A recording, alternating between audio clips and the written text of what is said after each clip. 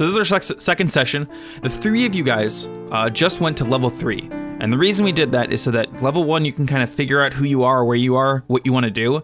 Level 1's the most bare bones level in the game, for obvious reasons. But like, you really aren't your class at all yet. Like the monk, which is Warncke, Paelius doesn't have any monk abilities, really.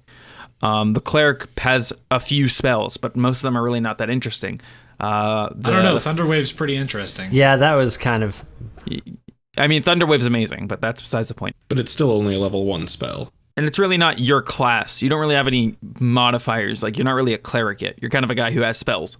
At level 3, you start saying, okay, I'm this kind of fighter. I'm this kind of ranger. I'm this kind of spellcaster.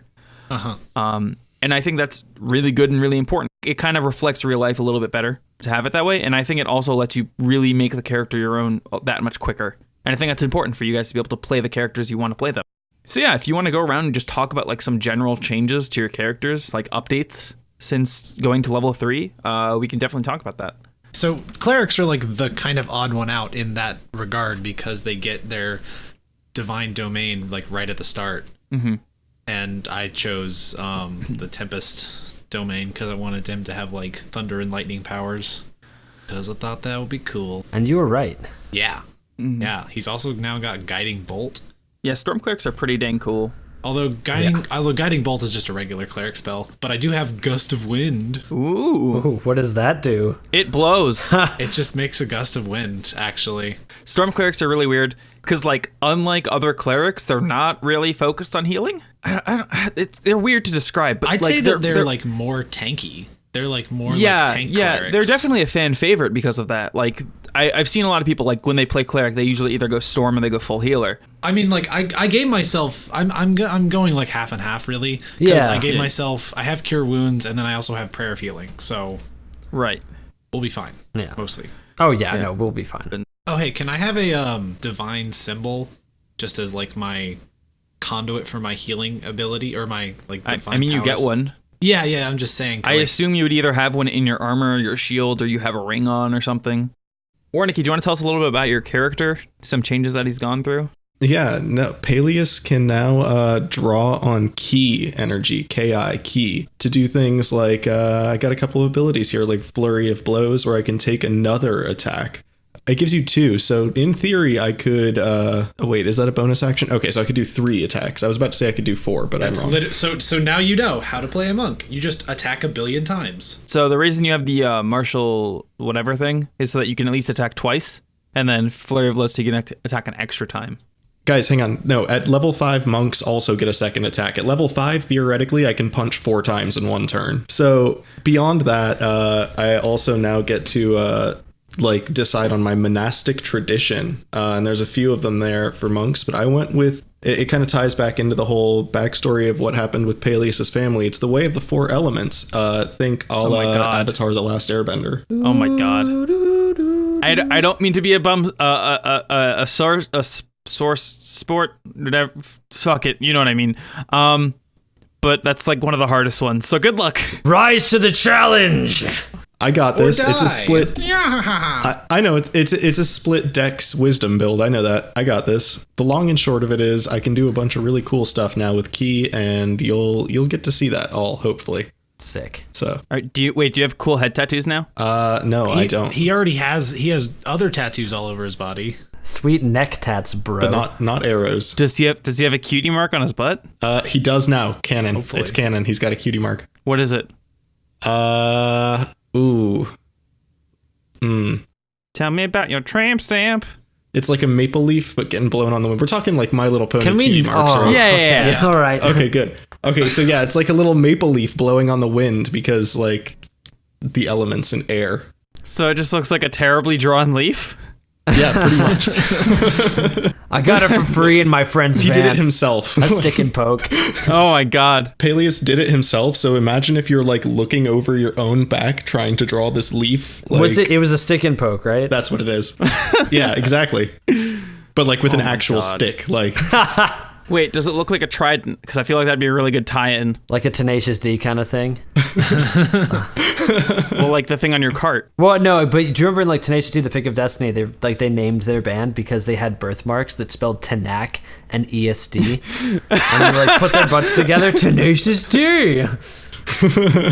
I don't remember this, but that's amazing. Good ass I haven't movie. seen that movie in ages. Oh well, now you know what you got to do after this. Do you guys want to get started? Yes. Yeah. Oh, I didn't talk about mine. Yeah, tell us about Orgoloth. Orgoloth. I know I was talking about like champion because that would fit his backstory or whatever, but honestly, like I feel like Battlemaster is the only option because these maneuvers are just too cool. Like they're too useful. The only way to actually play like a tank and not be using a shield is to use goading attack, for instance. Because when I hit 3, went with Battlemaster, martial archetype, got to pick 3 maneuvers. I went with goading attack, riposte, sweeping attack. Goading is basically a taunt. Riposte, if an attack doesn't hit you, doesn't go through AC, you get to use a reaction, expend 1 superiority die to make a melee weapon attack. And then sweeping attack is you get to choose another creature within 5 feet and roll, or if the original attack roll would hit the second creature, it takes damage equal to the number you roll on your it's just a spirited die thing. So because those felt like they would be the most useful based on last week and just in general, because I wanted to play like a tank. Wait, did you get the sweeping attack one? Yes, I did. Ah, nice. Yeah. Because remember, like last week, it's like, what if I hit multiple? Because that would make sense. And like, well, that's a thing. And then, okay, so I did get the thing. I did get the thing. I'm proud of you. Also the other thing, by just being a drow, by leveling, now that I'm level 3, I get the spell Fairy Fire that I can use once a day and is on my charisma modifier. All right. So do you guys want me to start off the thing? Let's do it. Do it. Okay. Do it, Sonny.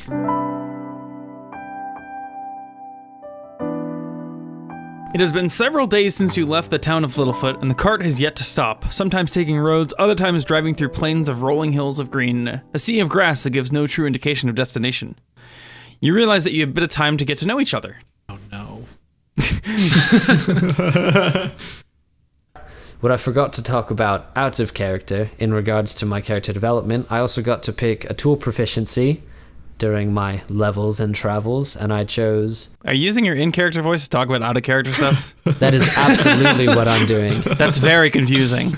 It's so meta. I look outside of the caravan at an imaginary onlooker directly in the eye and point to them. I'm now proficient in tailoring because I would like to take this pants lance and turn it into tearaway so I can equip it, doth, and then equip it. So in this world, I don't think Velcro has been invented. So what are you using instead of Velcro? Are you using buttons? Is it I gonna invent be like... Velcro.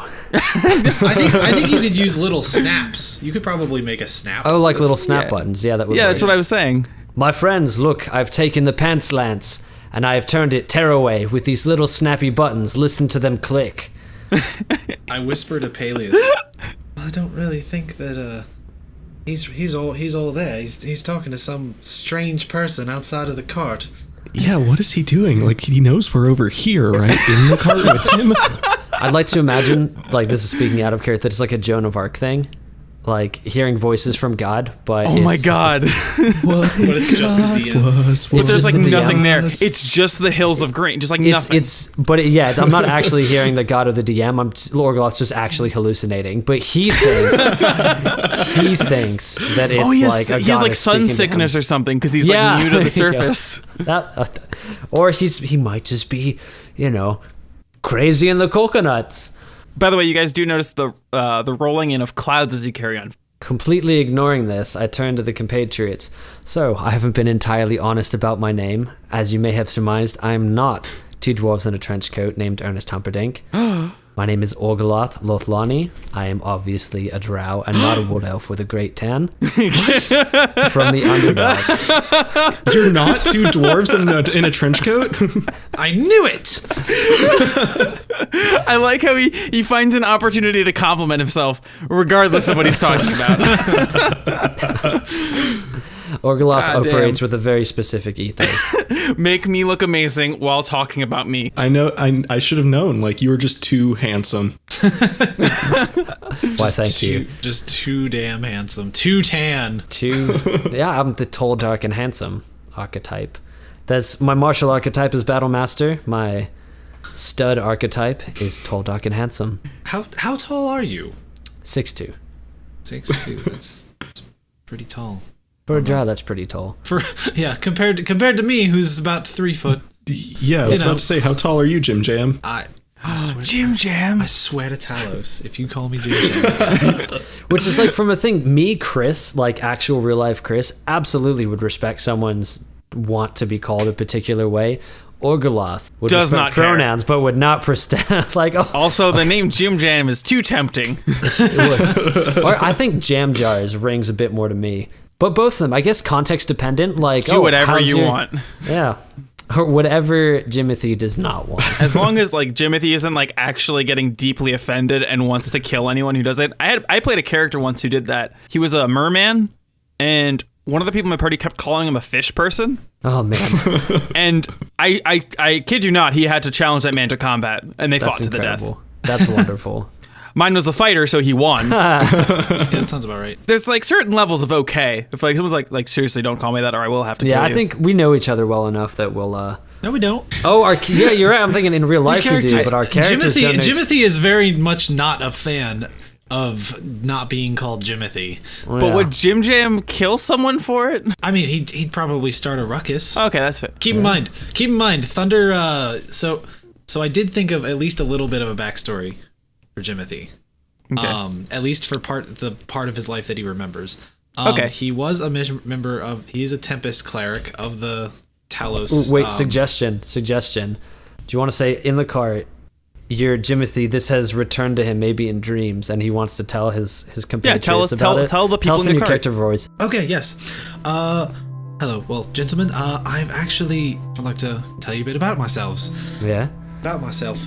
I've got multiple in me. I've got multiple personalities. That's why I said myself. It was a. You too. I thought I was the only one. Yep. Well, just gonna have to come up with several different. The dwarves was just a quiet way of him to admit that he actually has multiple personalities. It's a cry for help. Oh God. But yes, I was a cleric of the Talos Temple. I've gone on my own pilgrimage, so to speak, because I am very much still loyal to Talos, but I am not particularly happy with the, well, I guess you could call them brutish ways of the Talos Church, and I'm trying to find my own. Hey Chris, ways. and Warncke, can you roll history checks for me? Yeah, sure. That was really God. So I crit failed that. Okay, you have never heard of clerics.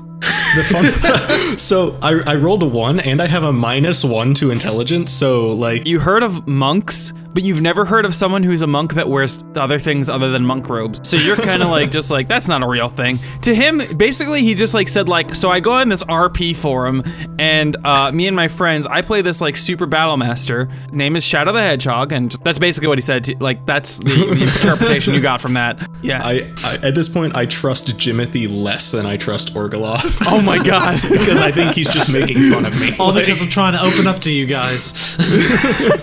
Well, I That's rolled an clearly a 11. lie. I rolled an 11. Okay. With no so- modifier. So you've heard of the Talos Temple, somewhat. I mean, it's one of those things that's like, it's big enough, it's not huge, but it's big enough that you've kind of heard about it.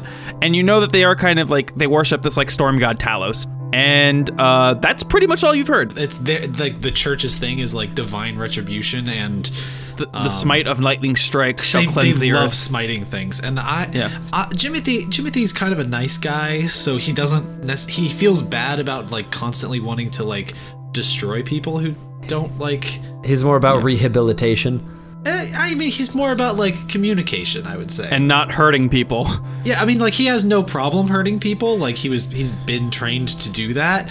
But in order to like convey his religious experience, he does not do it through violence. But he'll beat the shit out of you. He doesn't like beat his ideology into you. There's a phrase that is commonly used. It's the strike of lightning shall cleanse the earth of all sins. Is this because the DM automatically nat 20s all history checks? Yes. You get to just Google things? No, it's called I just made it up because I can do that. Oh, sick. That's even better. I'm pretty sure that's a real thing. But regardless, This is a different world. It's fake. You know what? Cranberries fall from the sky every other day. You know what? Fuck it. I don't care. I can do whatever I want. Canon. We've already canonically established that halflings eat glass.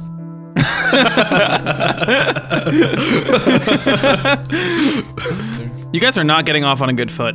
Currently, Paelius does not trust Jimothy. Orgoloth has pissed off Jimothy, so Jimothy likes no one right now.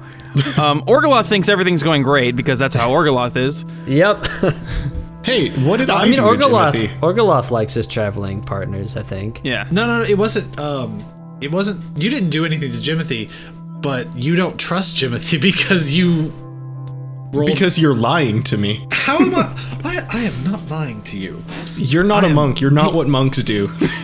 I can show I don't know you. what you are, but it's not a monk. Would you like a demonstration of the Talos's mass You know what? Do it. mastery of the storm? All right, fine. I cast thunder. I was gonna say, Thunderwave. let me get out of the way first, friend. Nope. I just cast Thunderwave You cast Thunderwave in the cart. in the cart. Are you serious? Okay. It's so one like- of those days. So the cart thankfully does not tip over, but it nearly does. Do we have to do our dexterity saving You have throws? to make a or- no. It's a Constitution saving throw. Actually, everybody roll dex to see if you fall over in the cart.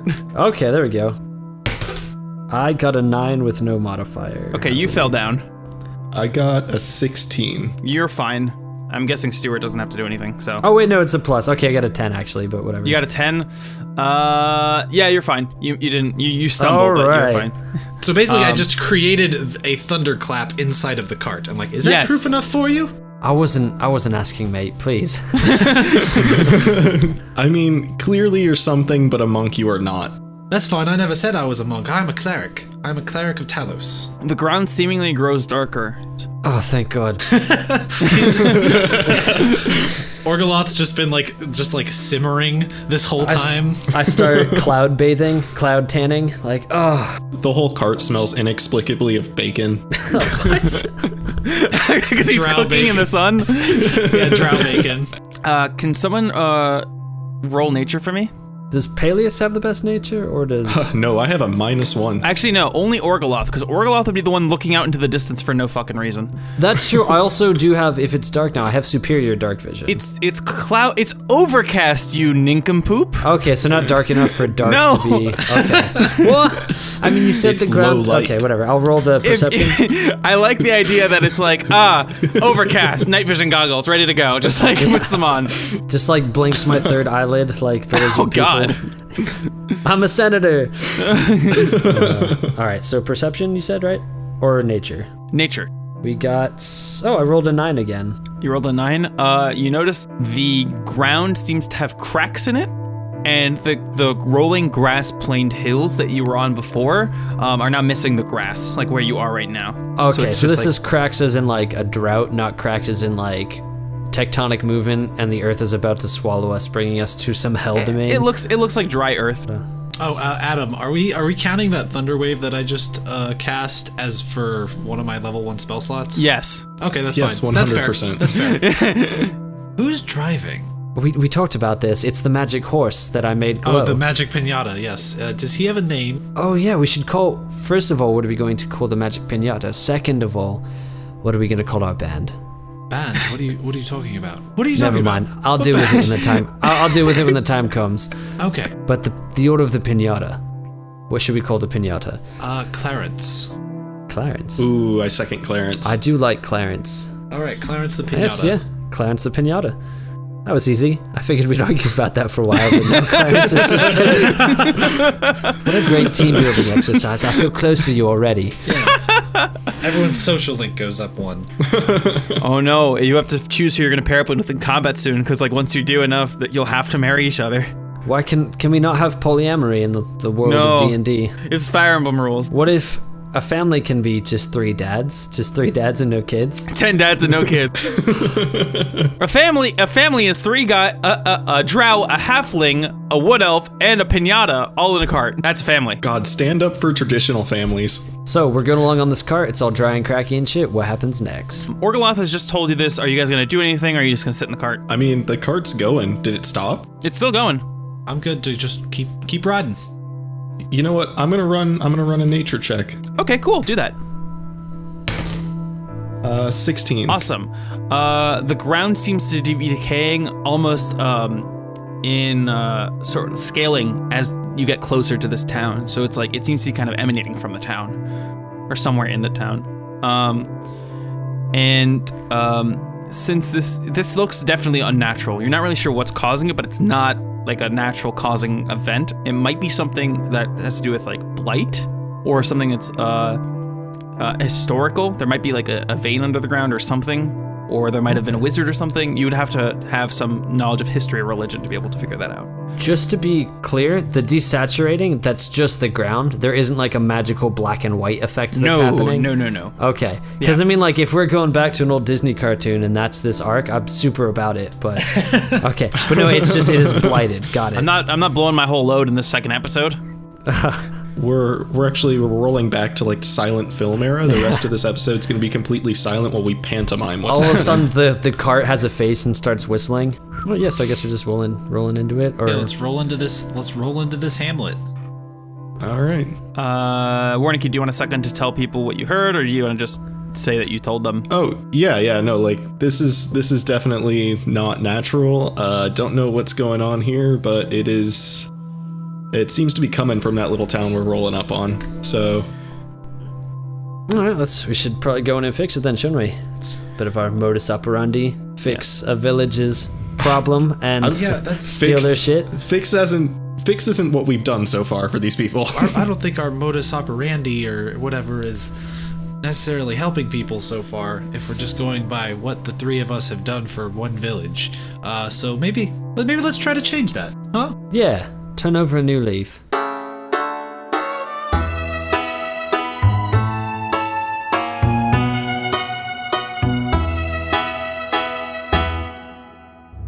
You approach the town gate, or what honestly looks more like a greeting booth.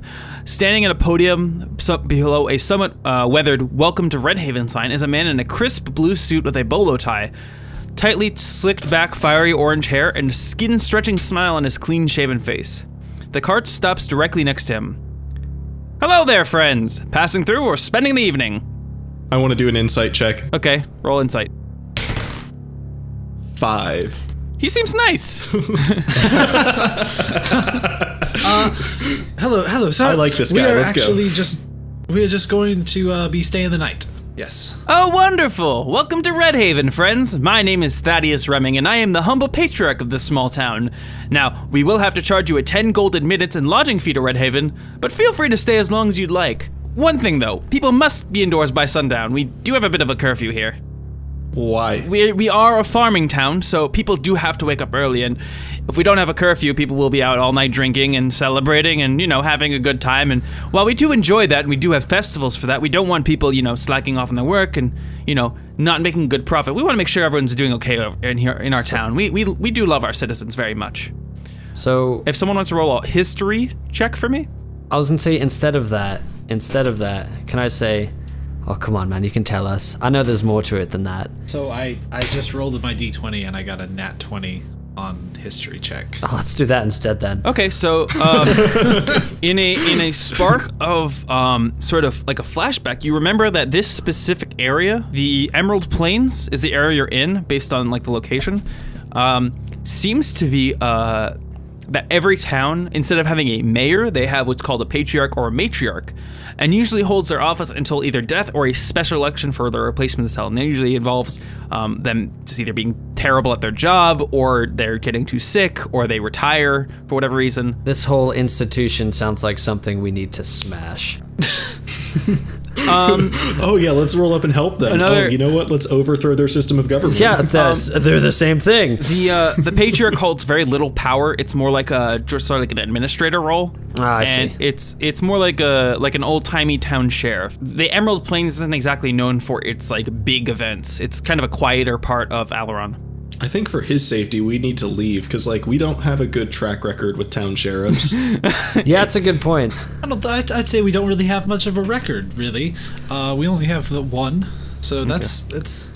And I mean, he was eaten by a bone centipede. Well, so let's not sugarcoat it. You pushed him down the stairs because he's an old man. Accidentally, to try and stop you guys from killing him on his way out. Are you having this conversation in front of Thaddeus I think Remming? we've established character voices, or at least two of us have. So okay, no. Just making sure.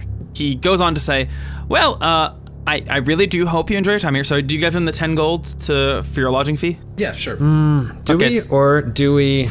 I will give him the 10 gold. Okay, so All right. So you each lose 10 gold. And each. What? Yep. Each. Yep. Oh, well, that's fine. Oh, what? Whatever. I'll just steal it back later. All right, good. I have no And gold he, left almost. he directs you to the left where you can park your cart, where the cart automatically starts moving, so you guys can hop out or you can stay with it until it goes there. But Has he noticed anything about? This man noticed our magical clearance? he seems to be more focused on you guys than the cart itself. Okay. Yeah, he's probably seen some shit. He's never seen a drow this beautiful before. He's maybe never seen a drow, so I guess. We walk into the bar and it's got like 10 of the most beautiful drow ever in this town. Ah, damn it! My clones, they escaped. Orgoloth's true subplot begins. All right, to try and impress everybody, Orgoloth's absolutely gonna try and do like a front flip out of the car. He's gonna do what? A front flip out of the cart. Okay. Yeah, so roll acrobatics for me. Oh wait, no, I actually set up a box now. Okay. Well, that was disappointing. It was a that one. I thought that was a 7. So I'm like, well, that's bad. I know it's a 1. Orgoloth prepares to swan dive, and his feet are hanging over the edge of the cart to kind of ready himself, but he accidentally just like falls forward. It's his face first, right on the ground. So now, in an attempt to show up Orgoloth, Paelius with his +5 in acrobatics is going to try to do the same thing. Mm-hmm. And gets a 17. Okay, then you gracefully do like a double flip in the air. Nice. And you land next. Jimothy steps out of the cart like a normal fucking human halfling. And Thaddeus appreciates this. It seems he looks over at Jimothy and he's like, "For a small man, you seem to have a good head on your shoulders." Oh, thank you, sir. Wait, what's that supposed to mean? Like the gate lifts. It's like one of those like security gates. It just kind of lifts up, and you kind of can walk through the center of town. Ooh.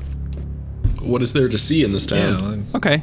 So walking through the town, you see some men and women coming back from their work days, all with painfully intense smiles on their faces. Some are holding axes, some are holding hoes, some are walking with them hand in hand. Children run through the streets cheerfully, Crasbone walks by, horses drawn by carriages passed on your left and right, almost reminiscent of a frontier town, but with a cleaner feel. Hang on a second. Did you say Crasbone I'm walks gonna by? immediately. Crasbone, my boy, how you doing? Did you say Crasbone walks by? Is that what I heard? He absolutely said Crasbone walks by. Yo, I want to shout out to Crasbone. Because we're on, as far as I can tell, we're on pretty good terms with him, right? You shout out to him, but he's kind of walking, and a cart kind of passes in front of him, and he kind of just disappears into the town itself. Oh my god, it is a Joan of Arc thing. The town's shit. desaturated, overcast, and surprisingly well-kept paved roads make for a confusing melting pot of cheer and gloom. Off in the distance, you think you can hear some people having one of those cartoon musical numbers. This town has a few shops that catch your eye. The Daily Nine, with a sign sitting atop of the porch roof, complete with the image of a cat whose tail curls around the name, and whose eyes seem to follow your movements. Next door, a building directly attached with seemingly no entrance is labeled the Silver Cat, complete with a picture of a cat lying on top of a bed. There's also Stuff and Etc., the town's general store, with a sign that was likely haphazardly created with objects sold in the store. There's also a small History of the Town museum, and a competing general store called Things and Also More. Things and also more. I love it. So this is a very vague and literal naming scheme, I'm assuming. Does anyone roll perception for me? Sure, I will roll in a perception. Do we just all want to do it? Yeah, Yeah. it's fine. I got an 8. I got a 15. Okay. Chris? I got an 18. Okay, Chris and Stewart, you can definitely hear the music, and it sounds to be a song about the life of a mailman. You're not really sure why they're singing about this, but they are, for whatever reason. Because they're important civil servants. It's and somewhere they deserve, it's somewhere in the town. It's like one of those, like, you know that scene where Belle's walking through the town, it's good morning, and it's like really weird, why does everyone care about this one lady? Same thing. Suddenly, support this. as you're making your way to wait, where are you guys going? I guess we were going to the inn? I named several buildings. You can go anywhere you want. I think probably the best move would be to go to that town history museum, but I think Orgoloth might want to go shopping. Okay. So should we, do your characters want to convince him that we should go to the history museum? Or do you want Well, Orgoloth, I think that we should go to the museum to learn more about this somewhat strange town here that we've stumbled upon into. All right, that sounds fine. Okay. All right, well, there we go. I thought there was going to be more of a discussion to that. You make a good point. Let's go. He's like, no, he brought up a point in a very concise manner. Okay, so you walk into the swinging doors of the town museum, and it's sort of a quiet little place, little dusty, but not too dusty.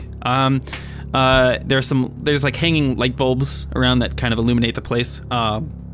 In the town museum, there's a piece of corn on a stalk in a glass case, a photo of a burning town in black and white in one location, a photo of a man whose face is cropped out in a suit, and a large, nearly life-size puppet that looks like Patriarch Thaddeus. I want to walk over to the Thaddeus puppet. Walking up to its display, you see a red button on a stand in front of the life-size puppet. I absolutely press it. Hello there, I'm Patriarch Thaddeus of this here town of Redhaven, founded in 353 LE. Redhaven's main export is delicious corn. We produce over 5% of Aileron's corn. It makes up to 85% of our town's income. Now that's what I call a product that's corn on the kabam. Well, I hope you enjoyed your visit and y'all come back to us real soon. Is that a dialect thing? I don't understand the pun he made. Did they say kabam here? Does that mean something? I think I need to roll damage for that pun that he just slapped me in the face with. 6. Okay, that's fun. You're gonna give yourself 6 damage? I mean, I'll accept it. No, Okay. I'm kidding. So there was absolutely no corn rolling up to this place, guys. You might have passed some cornfields, but there's generally what you would expect for a farming town like this, since you rolled a nat 20, is that there would be a huge field where like all of the corn would be. Are you gonna look at anything else in the? Yeah, I want to look at the black and white picture. Which one? There were 2. There was the Burning town. Okay. Sure. The title reads, The Great Fires of 388 LE. The fires consumed the town's entire cornfields. The following year, the fields were rendered unfertile by unknown causes, and the town faced near starvation. Over 15% of the population passed away due to the extreme rationing and desperate attempts to regrow the year's crops. What year are we in right now? Someone want to roll history for me? Wouldn't that just be common knowledge? Like what year it is? Listen, one of you lived underground, one of you lived in a monastery, and one of you has no memory whatsoever. That's a good point. That's true. That's pretty fair. I rolled a nat 1, so I don't even know that time exists. You don't know what you don't know what LE stands for, but it sounds racist, and you're pretty annoyed by it. I got a 15. You rolled a 13? 15. 15? Oh, it is currently the year 673 in the calendar of the Age of Lions. Aileron has been in power for 673 years, and it has united the continent under a fair rule. LE is the abbreviation for Lion's Era. Okay, so this whole fire happened like 300 years ago. Yes. Okay, what's in the picture next to it? So you walk up to it and you see the title reads The Golden Hand Man. And it's a man in a suit with his face cropped out, and you can see him sitting with a circle of children around him. And they're looking up, and he's probably telling them a story or something. The blurb underneath says, In the year 390 LE, as the town was facing a critical point of starvation, a curious man passed through the town, and seeing the plight of its people, offered to help out. Thanks to him, the town soil was cured, and the corn grows stronger and healthier than ever before. Huh. So he came in and saved the town, essentially. Yeah. Oh, okay. What a swell guy. I'm sure there's nothing suspicious about him at all. Let's just go home. The only thing you haven't checked so far is the corn on a stalk in a glass case. Oh yeah, sure, let's have a look at that.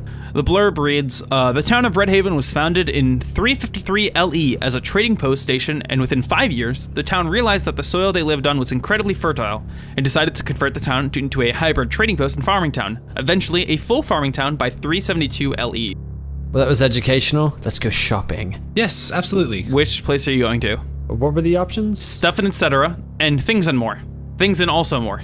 Things and also. My vote is for stuff and etc. My vote is for things and also more. Oh, looks like I'm gonna tie break. Well, looks And like I'm it didn't gonna- matter. I rolled an even number, so I'm gonna go with the second option.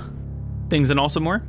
Yeah, that one. You walk into a rather decrepit looking store, and you can hear over like whatever loudspeaker system they have set up, the sound of a really like old, deep violin playing a depressing tune. So a cello?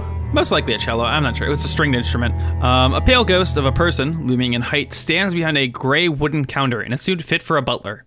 Their long, androgynous face makes it unclear their gender, race, or even age. Can I help you?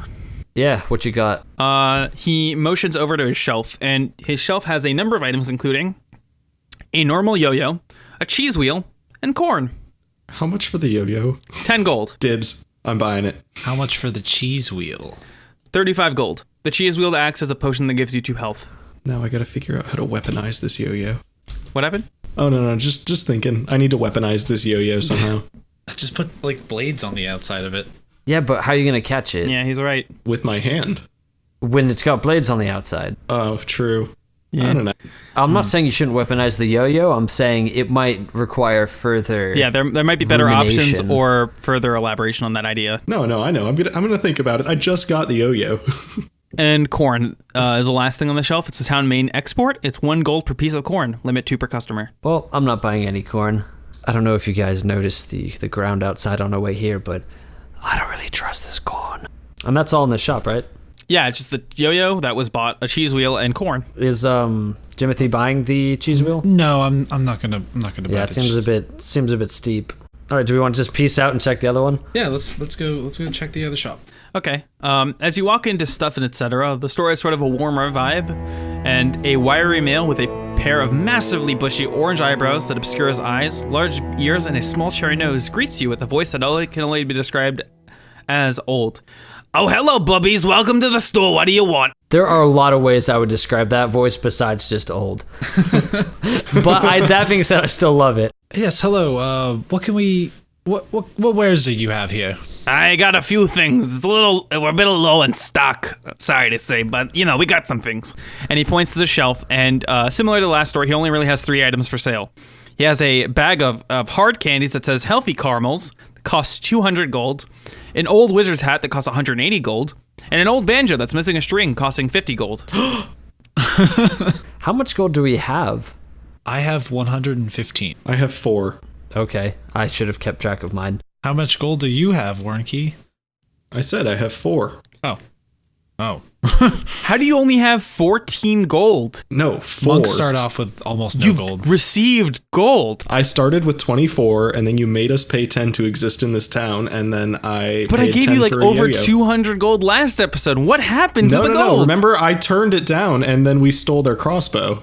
We didn't get gold last episode. was But gold on that- we didn't get it we looted it from like the table when Sheriff Teddy's like, take all this gold, and I found 15 on his corpse. And there was also gold on that warg's leg. Like there was several opportunities to have Oh, right. There was a lot of Yeah, gold, I wasn't there? didn't give you only 100 gold. Oh, man. I have no idea how much gold I have then. Well, okay. Well, I'll start counting now. I have 4. You have 4 gold right now.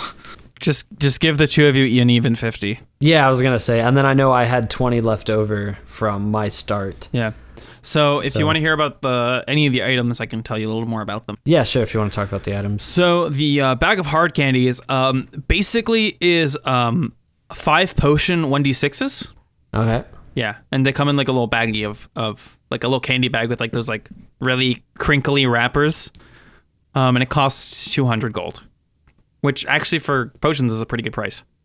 Well, I can't afford it, so I don't think I can afford anything in here. Yeah. So Should've bought that yo-yo. I guess this has been a very fruitful shopping trip. Let's just go to the bar. Was there a bar? Yeah, there was There's an inn. there was the What was the Silver Cat or like the 9? There's the Daily cat Nine ones. and the Silver Cat. The Daily Nine seems to be like a tavern sort of thing, and the Silver Cat seems to be the inn attached to it. Should we go check out the Daily 9?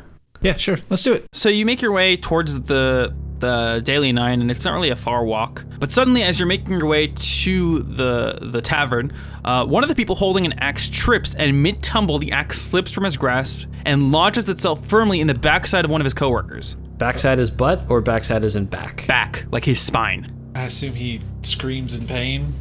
He falls over dead immediately. Oh. After a Oh. beat, the small street just kind of seems to go back to its daily business, and as on cue, a man and a woman with a wheelbarrow come out from behind a corner, pick up the man, and hammock swing him into the wheelbarrow and off towards the fields. Okay, I'm going to follow that. I'm following them. I think that's a good idea because I think we know why the ground's all screwed up now. Let's do it. Okay, so you follow the two people that were carrying someone off in a wheelbarrow as they go to the fields, and it looks like a makeshift graveyard. As they, sort of cheerily and quickly bury him. How close is this to all the crops and stuff? Pretty close by. Pretty close as in like, oh, you could see that's like 100 feet or like it's like right there. It's within Stone 1,000 feet. Okay, all right. Well, that's not normal. As they I kind mean, of like 1,000 feet's decent. they kind of pat the ground. They bury him kind of like light, They don't bury him like too far down. And they kind of pat the ground and then walk away with the wheelbarrow. So imagine it does not smell very nice here. It doesn't smell that bad at all, actually. Huh. You could just smell corn. Scent of corn kind of fills the air here. Are we gonna do anything with this information, or are we all just gonna agree that happened? You're gonna just watch as they kind of walk back with the wheelbarrow. You're not gonna talk to them. You're not gonna stop them. What are you doing? Can we like kind of hide from them, assuming they haven't already seen us? Wait till they leave and kind of check this place out. You're in the middle of an open field, so not really. And it doesn't matter. It doesn't seem like they're bothered by you guys being there. They kind of just wave to you, like smiling with that regular casual smile of theirs, as they walk past. And they're like, "Oh, travelers? Yes, we just arrived. We just arrived in your town of. Oh, welcome to Redhaven. I'm Tim, and this is Tammy." And Tammy waves. Hey Tammy, I'm gonna cut right to it. What was that? Nah, he'll be fine. He's literally the opposite of fine. They laugh and they say he'll be back by supper, and they just walk back into town. What? Oh. Laughing it off. Oh. And they stop and they turn back and look at you like, "Oh, you guys should come back to the tavern with us. I hear Annie's making corn loaf." Oh, I love a good corn loaf. Jimothy just walks right on with them. We should definitely not go with them. This is something's off here. I think at this point we might actually draw suspicions. Maybe we should follow them and just not eat the corn loaf. Sounds like purple Kool-Aid kind of thing to me. Like kind of fake it. Should we warn Jimothy? He seems pretty gung-ho about this corn loaf. I think he's beyond saving. Guys, what's going on? Oh, Jim Jam, hey. I was actually just standing right next to you, but you didn't look down. Yeah, that's true. You're like between us, just looking up. Yeah. I'll say, Jimothy, you ever hear that saying about don't drink the water when you go to a new town? That's a legitimate question. I don't know if he's ever heard that phrase. I can't say that I have. Well, don't eat the corn loaf. Don't eat the corn loaf. All right. We can still go. We should still probably follow them to the inn. I mean, we're going to wind up there anyway. And you did pay for your rooms. We did pay for the rooms. Wait, the room came with that 10 gold? Yeah. With that 10 gold. That was the point. Oh. It was a okay, lodging well, fee. now I don't feel like it was wasted.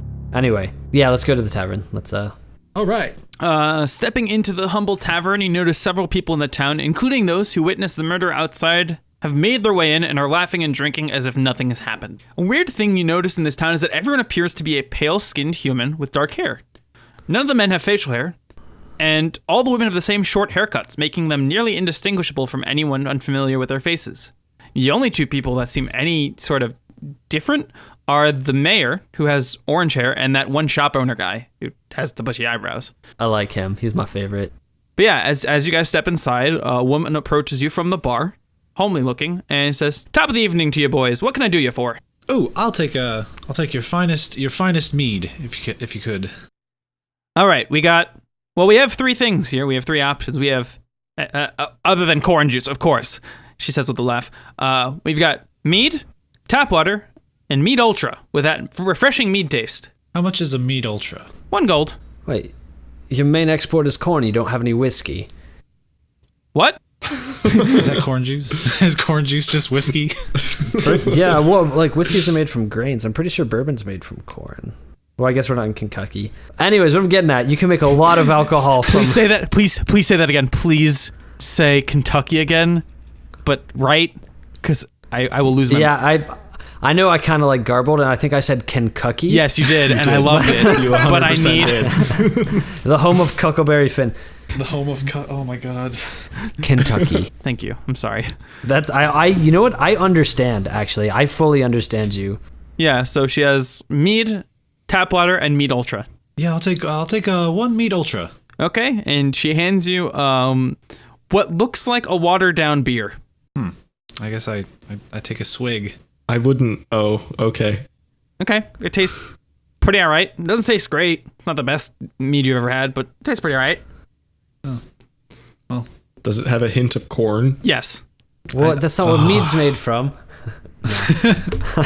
Pretty much everything has a hint of corn here.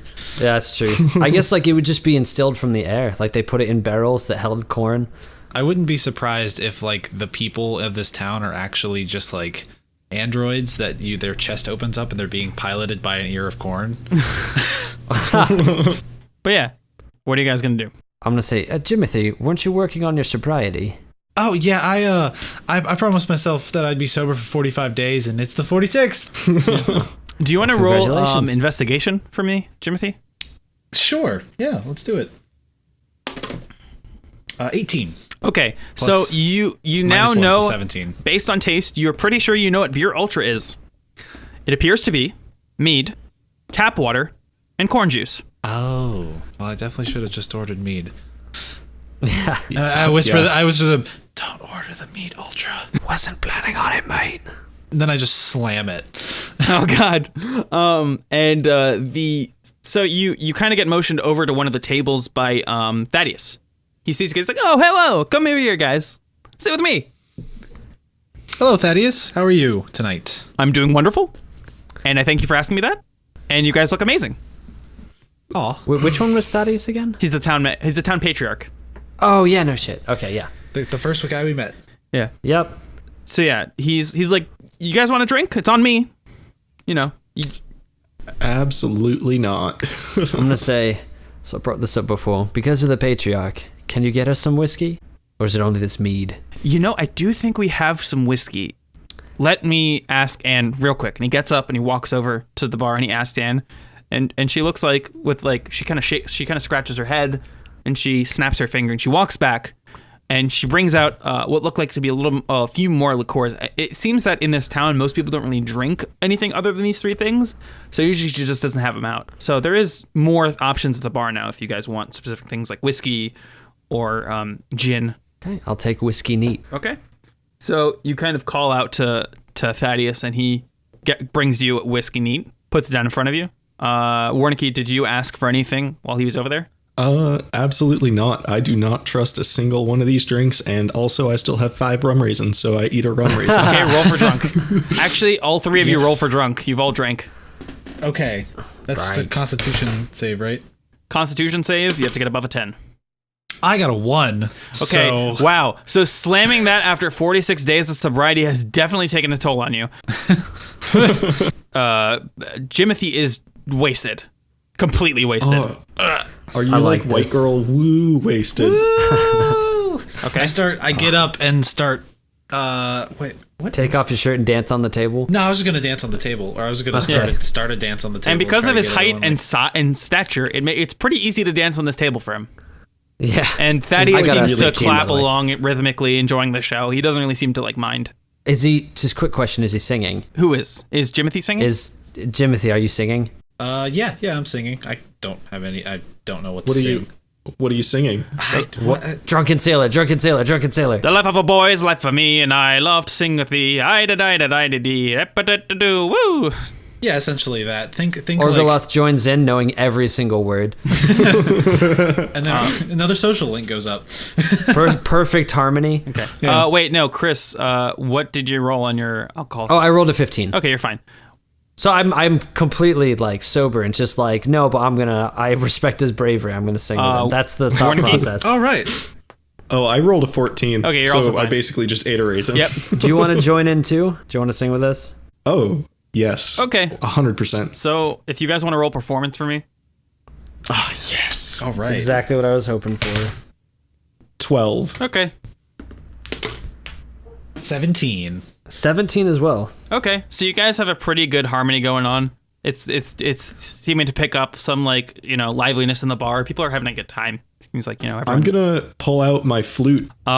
as some of the people that walk in are a guy with an eye patch, someone who's got intense scarring over his neck, and actually that guy that was killed earlier with a bandage over his shoulder where he got hit. Okay, that guy was dead earlier. What's going on? He walks up to the bar and he orders a drink and he sits down with his friends. So are we gonna hop off the table before talking to him? Yeah, I mean, I don't think we should just yell at him. Okay, I'm gonna say thank you. We're Ernest and the Humpadinks. I'm gonna say, yeah, no, I fall That's off not the name. I fall off the table while I say that. It's not the name. Bonk. Because I'm still pretty drunk. So we're going over to talk to him. Okay. Do we want to talk to the guy that got hit first? Because it'd be, aren't you dead, kind of thing, or do we want to? We might want to approach it a little bit more delicately than just saying, "Weren't you dead?" No, but that's why I did the finger guns. So I'm just going to go ahead and unilaterally make this decision for us. I'm going to walk up to the guy who took an axe to the back and say, hey, so you took an axe to the back earlier. What you doing here, bud? So you walk over to him and say this, and he stops his drink and he looks at you and he's like, oh, hi. Yeah, just sort of an accident. Happens sometimes. And he goes back to his drink. We saw you get buried. Like, how are you here? What's going on here? Well, I walked over here. I paid for a drink and I sat down with my friends. Okay, so how did you get here? In between you getting buried and buying this drink, what happened? I got up, I walked over here, and I had a drink. You just got out of the ground. Yeah, what's so weird about that? And all three of the people sitting at the table kind of laugh at you like you're an idiot and go back to their drinks. Guys, I think we have like a pet cemetery thing going on here. So I think we're going to get more answers from Thaddeus than we will from these clowns. Do we want to walk over to him? Or we'll say, okay, Orgoloth walks over to Thaddeus. Like, so Thaddeus, I noticed this town seems to work a bit differently than the ones we visited. Oh, what do you mean? We're just a normal town. Why does no one die? Oh, that old thing.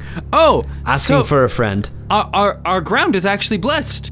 Is that why it looks the way that it does? Oh, that's just a little side effect from the blessing. It just our town seems to we were in a bit of a pickle at one point, and this benevolent stranger came into town and he, saved our crops. And in the process, somehow people that are buried seem to the next day or within hours, depending on the injury, come back to life. It's kind of wonderful, actually. Well, after this necromancer visited your town, did you ever feel like you were being persuaded by someone? A necro what? Never mind. He didn't really give us his name. He just kind of came to town. He helped. He saw that there was an issue, decided to help, and within the morning, he was on his way. Was there any chance his name began with an K and ended with a Razbone? I don't remember. He did have sort of a smile on his face at all times. He was rather friendly fellow. Just to be clear, I know this whole famine happened about 300 years ago. I take it you were there. Yes, I've been the patriarch of this here hamlet for quite some time. Okay. Are new people born here? Have you just increasingly grown your population, or is this just the same folk? We try to limit the amount of population growth. Usually about 1 or 2 kids a year, maybe at most. That way, town doesn't get that much bigger. It would get kind of out of control. It'd be pretty crowded, I think. Especially without the whole dying part. Yeah. We do have some people who leave town. They just kind of go somewhere else. There's nothing keeping them here, It's just a farming town. So, some people leave and they go somewhere else and they live and they peacefully pass away. What time is it right now? In-game? It's closer to the evening right about now. Okay. When did he say the curfew was? It would be in probably about 15-20 minutes. Okay. From the time. Okay. So Thaddeus, you know that all the town or all the land outside this town it's like dying, right? Well, I wouldn't say it's bad. dying. Things are growing. It's just that it looks a bit funny. You get used to it after a while. It seemed pretty dying to me. I was just out there. Have you seen our cornfields? They're amazing. Well, yeah, but that's actually a rather small portion of all this dying land. I mean, if the corn's the corn is growing, then how can the land be dying? And he just laughs at you and he kind of slaps the table. He's like, well, I'm sorry to cut this short, gents, but I must be going. It is getting rather late and my wife expects me home. I hear she's making corn loaf. And he gets up and he walks out of the tavern. So he definitely knows something's up. And he's definitely hiding something from us here. So obviously, we're gonna go out exploring past curfew, right? Can I cast 100%. Can I cast Detect Evil? How does that work? For the duration, if there is an aberration, celestial, elemental, fey, fiend, or undead within 30 feet of you, as well as where the creature is located. Similarly, there is a place or object within 30 feet of you that has been magically consecrated or desecrated. So what are you doing it on? I'm just doing it in the 30-foot radius of this. I want to see if these people come up as undead. If it makes it easier, it's range self, duration up to 10 minutes concentration. Yeah, roll, or do you have to roll for it or no? No, it just shows up. Okay. Yep. They're all undead? Yep. Do they all count as undead? Like the entire. Oh boy. Guys, I don't think that this will come as much to a surprise to you, but all of these people are technically undead. They look fine though. They're much prettier. Ghosts? All right. Well, should we head back to our room? Sure. Yeah. I mean, I kind of want to see what happens when the sun goes down here. I mean, to like, if someone just sees us, because this is probably a time where like the whole suspicion thing is important. If someone just sees us just walking around outside town, that could be suspicious. But if we're in our rooms, wait a couple hours and then sneak out. That's true. Let's do that. Plus, also, Jimothy's still fucked. Like, Yeah, that's true. Should I? Oh yeah, that's You true. might want to sleep it off then. I could do like a short rest, huh? Probably, yeah. Like, I technically only had one beer. Yeah, I mean, I crit yeah. failed it, but I had one beer. Yeah, you can I sleep. guess You can all probably sleep. halflings are lightweights. You can probably like do a short rest, a couple hours. Yeah. So we all take a short rest and then Okay. come back when Yeah. and then we You make your way come back upstairs. and- You find your room. It's a pretty normal looking room. As there's enough beds for the three of you, and a small dog bed for. I'm kidding. Yeah, I was gonna say it's just like a little matchbox, like a cradle. That's where Jimothy goes. So in the middle of the night, you're all awoken a little bit earlier than you expected by the sounds of a struggle outside. Well, let's go check it out. Yeah. Well, let's look out the window first to see what's happening. Okay. Oh yeah, and roll perception probably. You go to who goes to the window? Well, I imagined Jimothy might not be able to see out the window, so That's racist. it's factually true. Unless there's like a small, like a lower window. Well, I also don't have dark vision, so Yeah. That's So- true, yeah. so- I guess probably I should go out to the Okay. window. So Orgoloth walks to the window, and you can see a man in a cloak standing nearby as someone is being attacked by what look like men in rags, who then drag that man around a corner, out of sight of the window. The cloaked figure follows with quick step, muttering something and holding a book that's open in it. Well, I think we should go try to save that person, don't you guys? Yeah, why not? I mean, I was getting pretty comfy, but all right, let's do it. You could do nothing. I mean, that's totally an option. No, Yeah, but should we can learn probably do about something plot. about this. We should probably do something. I Yeah. would like to do something and help that person who just got taken away by those ragman and the non-ragman. Yeah, it sounds like fun. Let's go do it. All right. Okay.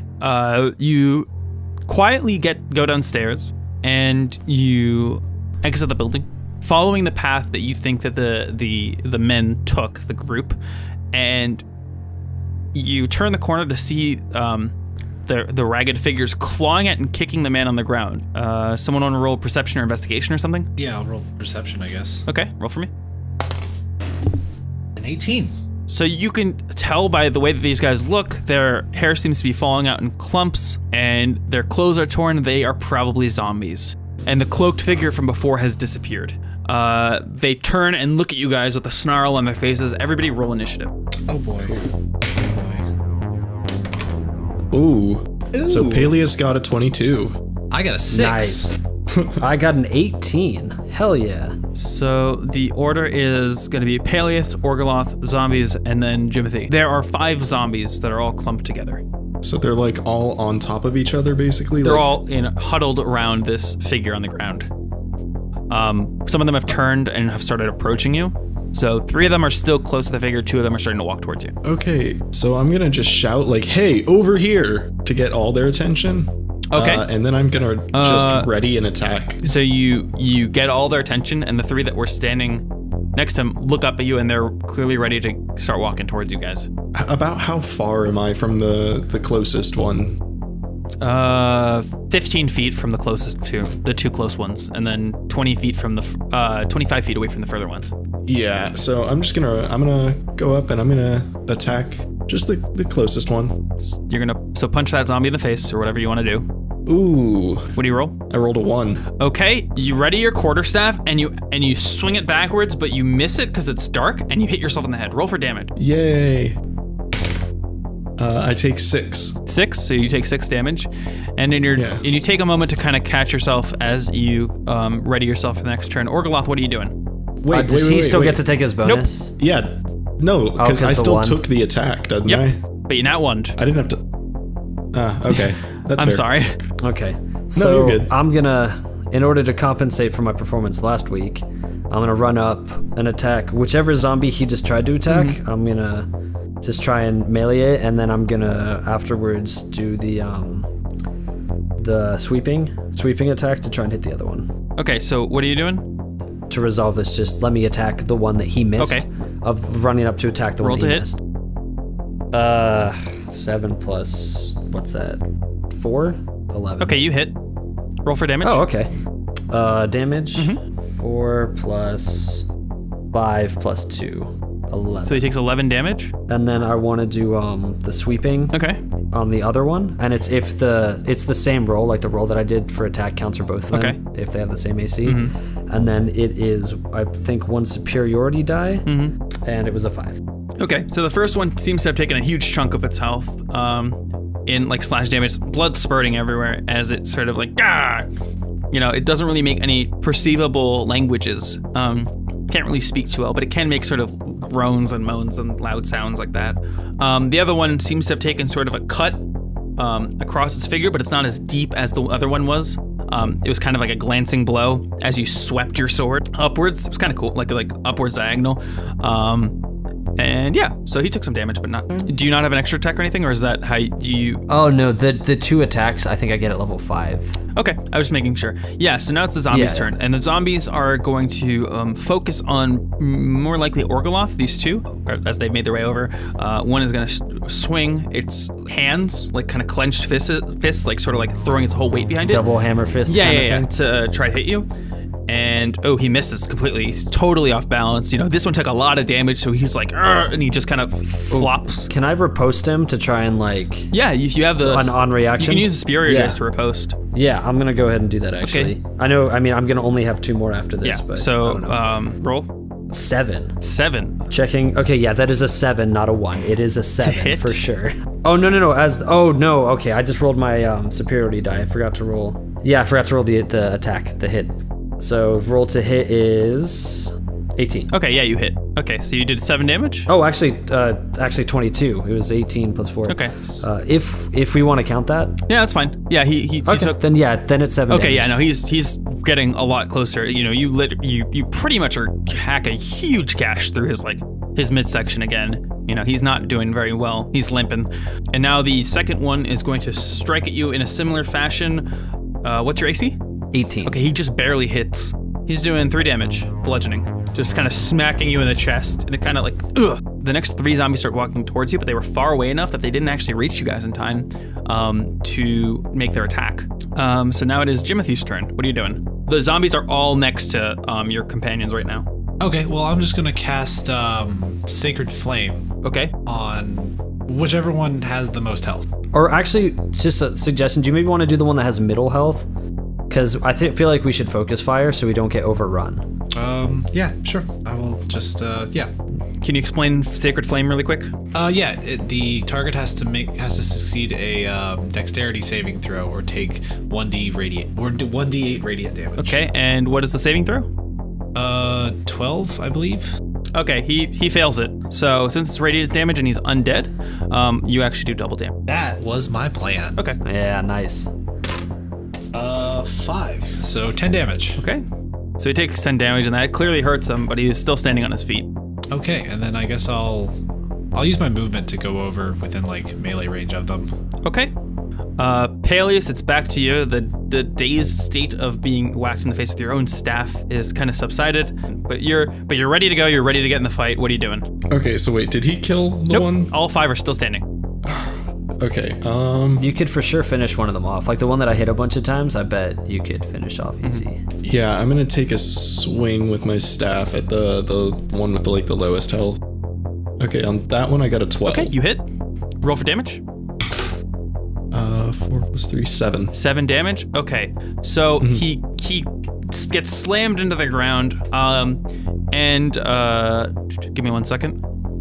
He actually gets right back up, just like barely. He's like on his last legs, but he gets right. He's like, and just like kind of crawls back to his feet. He definitely looks really bad. Okay, I'm gonna use my bonus action to spend a key and take the dodge action.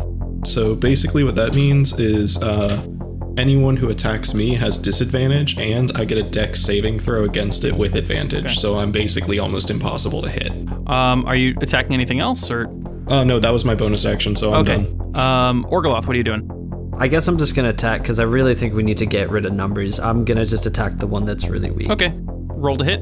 That was a 14. Okay, you hit. Dude, go for damage. 4 plus 4 plus 2. So 10 damage. Yep.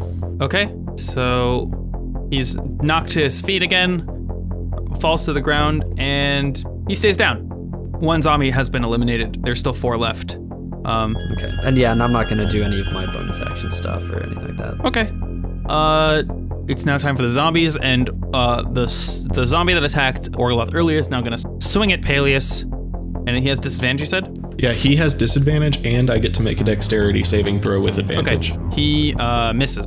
Oh, okay, good. The next zombie is gonna start attacking Orgoloth. He just kind of thwunks against your armor, but doesn't really do any damage. You're totally fine. Okay. The next one starts battering against you. He also just kind of hits your armor. The scale seemed to kind of take the weight of the force, and you're left fine underneath. Okay. The third zombie, though, completely uppercuts you in the face. Bam! Fucking rabbit punch. Yeah. How much is he doing?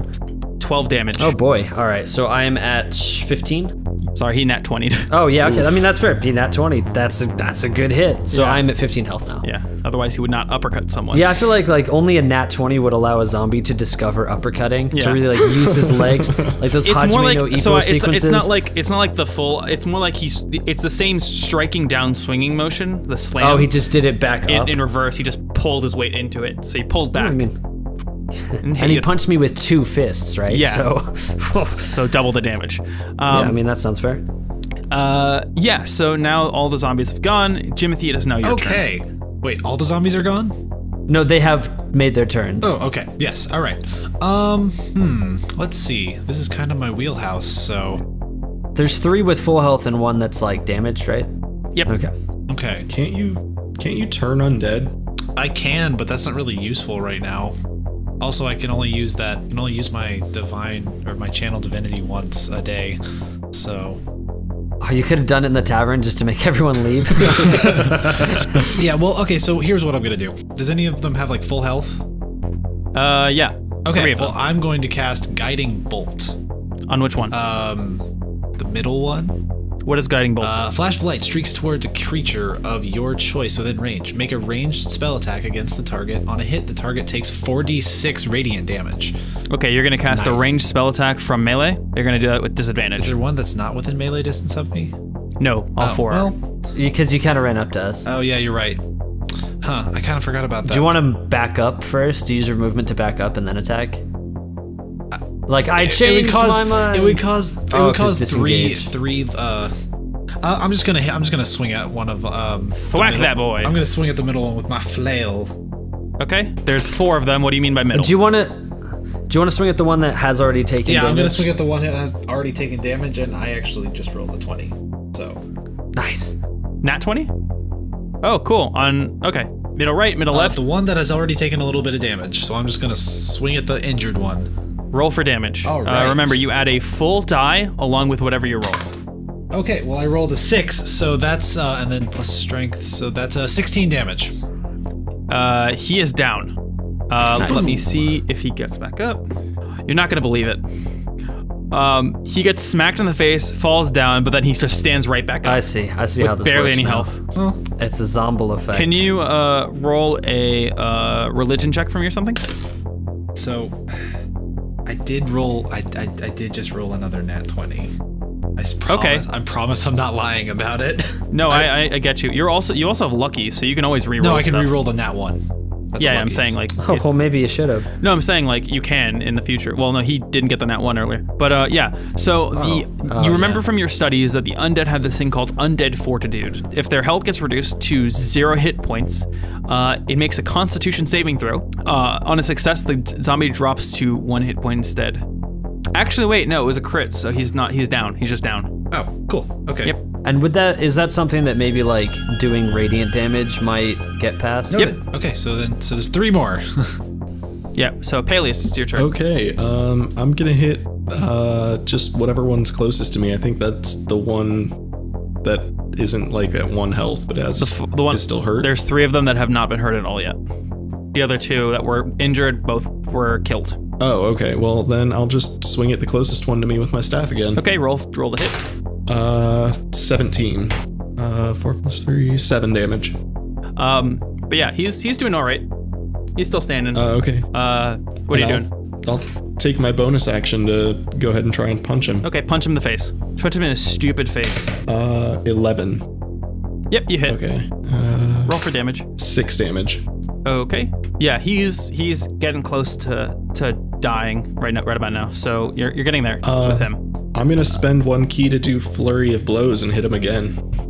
Oh wait, so it would be part of Flurry of Blows that second hit would be coming from. Oh, so I would have had to make that call before that last hit kind of thing? Yeah. Okay. Sorry. That's fair. No, you're good. That's fair. Yeah, so Orgoloth, it is now your turn. There is 1 zombie that has been damaged quite seriously by Paelius, and he's surrounded by the two corpses of his fallen comrades, and then there's the 2 on the far right that have been completely untouched. Okay. Quite seriously, how much health do these guys have again that we figured? Because I'm trying to think, like, can I just go for him, and is there a good chance that it will be potentially I can't answer that question. blow? I can't tell you how much. I know you can't. Yeah. It's just like if any of the other 2 are I would just say Focus Fire. Like, Yeah. Focus Fire. Yeah, I'm gonna just go ahead and attack the one that is slightly damaged or somewhat damaged with just a melee, standard melee attack. With Okay. the sword. Slash that boy. 14 to hit, Okay. or 18 because 14 plus 4. You hit. Roll for damage. 3 plus 2 plus 2, so not very much. 7. Okay. He goes down. Let's see. Oh, all right then. And he comes right Is back it my up. turn? Wait, does Oh. Orgoloth, do you have anything else you can do? I should probably second wind. Okay. Just 1d10 health recovery as Okay. a bonus action. Right. And I recovered 8 health. So that puts me at 23. All right. It is now the zombie's turn. So the one that has barely any health swings at you with its arms wildly, and it crits. Of course. There's a lot of crits going on. I don't know what keeps happening. I'm gonna switch dice. So he does 11 damage. All right, so I'm at 12. Okay. It's a good thing you second winded. Yeah, I mean, I would have survived that, But but I'd be at 4, I think. Yeah. So the next one attacks, and he's gonna go for Paelius. Paelius, how much AC do you have? 15. Okay. He just barely glances at you. Like it swings past your face, and you kind of manage to get out of the way. Nice. And the third zombie is gonna attack you as well, and he's also gonna be missing. Okay. I'm going to use Sacred Flame on the one that just attacked. Oh, the one that just attacked the end, or do you want me the one? Because all 3 of them attacked. The one that you were just talking about attacking. Okay, yeah, that's the one on the far right. Okay, roll to It attack. needs to take, or actually, no, I'll hit the one that doesn't, that just got up, that got hit and knocked down, and Okay. so I'm gonna hit what are that you with Sacred Flame. Okay. So make a DC 12 Dexterity saving throw. He fails it, Okay, so And you're guaranteed at least 1 damage, right? he's but dead. you have to. I need to know his. Oh yeah, and it's Sacred Flame. So yeah, It's Yep, he's radiant. dead. I rolled. I did 2 damage. all right. So Paelius, what are you doing? All right. So there's 2 left then. At full health? Yep. Both at full health. Okay. Yeah, I'm just gonna go ahead and take a swing at the nearest one to me. Okay. Roll to hit. 19. Dang. All right. Roll for damage. Yeah, no, I got my shitty roll out of the way first. 9 damage. Okay. So you take a significant chunk out of his health, as you kind of whap hit him in the chest with your staff. And then it I'm coughs up some gonna blood. go ahead and I'm sorry. I'm gonna go ahead and take that extra punch. Okay. Oh, do you want to say now whether or not you're going to do the key one, or? Oh, I'm not gonna do that. I guess because we probably need Jimothy to finish him off anyway. Yeah. So that one was what is that? 13. Okay. To hit. Roll for damage. 6 damage. Okay. He's still standing, but he's down low. Too slow. Anyway, Orgoloth, what are you doing? So how much damage did you do that one, Warncke? I don't remember. 15, I believe. 15 total? Mm-hmm. Okay, and then Stewart, how much damage does Sacred Flame do? 1d8. Well, times 2. Or since they're Times zombies. Okay, so there's a pretty good chance that your Sacred Flame would one-shot that other guy. Probably, assuming I don't roll a 1. Yeah. assuming you don't roll a 1. But we're probably in a place where we can take that risk. So I'm gonna attack the one that's at full health. Okay. Roll for damage. Or to hit first. Oh, roll to hit. Sorry. Yeah. I got an 11. Okay. Roll for damage. Oh yeah, these guys are they're zombies. They have like nothing armor class. Well, it landed on 5 for damage. All right. No, sorry. Then I have to roll it another time and add 2 plus 1, so 8. Okay.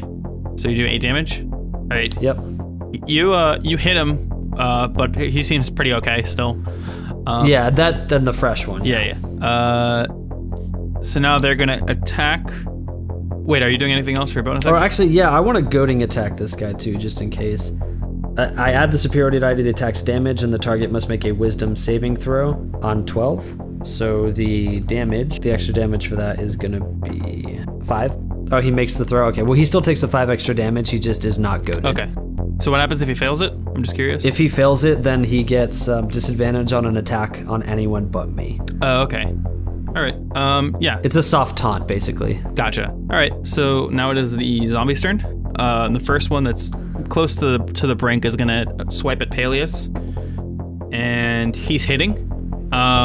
He's doing 6 damage to you. Okay. Just as he slams down on your shoulder and kind of like definitely leaves a bruise there. And the next one is gonna attack Orgoloth. What is your AC again? 18. He hits actually. He smacks you across the face. As he does 4 damage. Yeah, it's now Jimothy's turn. Okay, so what are the status of there are 2 enemies left, I assume? Okay, what are the status of the 2 enemies left that I can see? One's pretty severely injured and the other one's kind of injured. Okay, then I'm gonna attack the one that's severely injured with Sacred Flame again. Okay, roll for Sacred Flame. You actually are doing that. DC 12 Dexterity. He fails it. Okay, this is going very well for me. I feel like zombies aren't very dexterous. Right, I did 4, so 8 damage. Okay, he's dead. Boom! Nice. Bam! Okay. And he doesn't get back up. Nope. Just as we planned. I believe that's the end of your turn. So Paelius, yes, it is. What are you doing? Gonna run up and bash that last zombie. Okay, roll for bash. 14. Okay, you hit. Roll for damage. Ooh, 11 damage. Okay, so you strike him across the jaw, and it kind of dislodges it, and you can hear the sickening crunch of bones. As he's still up, but he's definitely taken a huge beating from that. All right, time for my extra punch. Okay. 17. Okay. 6 damage. He gets back up. But was it he went down? Yep, he went. But He then got back up. punched down, and then he slowly just crawls back up to his feet. Okay. Orgoloth, what are you so doing? we can safely assume he's at 1 health. Yep. Just to save the turns, I'm gonna go ahead and attack him. Okay. 'Cause he's the last one, Yep. right? He's the only, as far as we can tell, Yep. the remaining.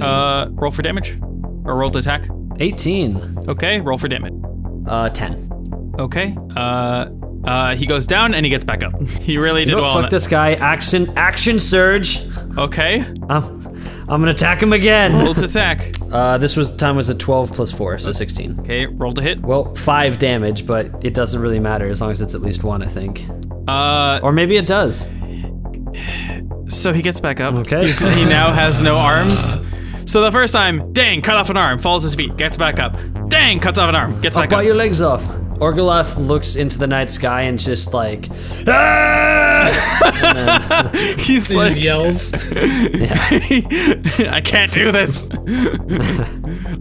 So the zombie's gonna attack and he's gonna punch Orgoloth with his face. Okay. Choke on it! And he actually hits you for damage because he uses his face. Okay. And he does 3 damage. 3 damage. That Wait, puts did he me bite at... him, or did he headbutt No, him? he headbutted him. Okay, that's Okay. good. He just smacked his head against him. That puts me now at 8, I believe. He just barely made those saves. Oh god. Jimothy, what are you doing? End this.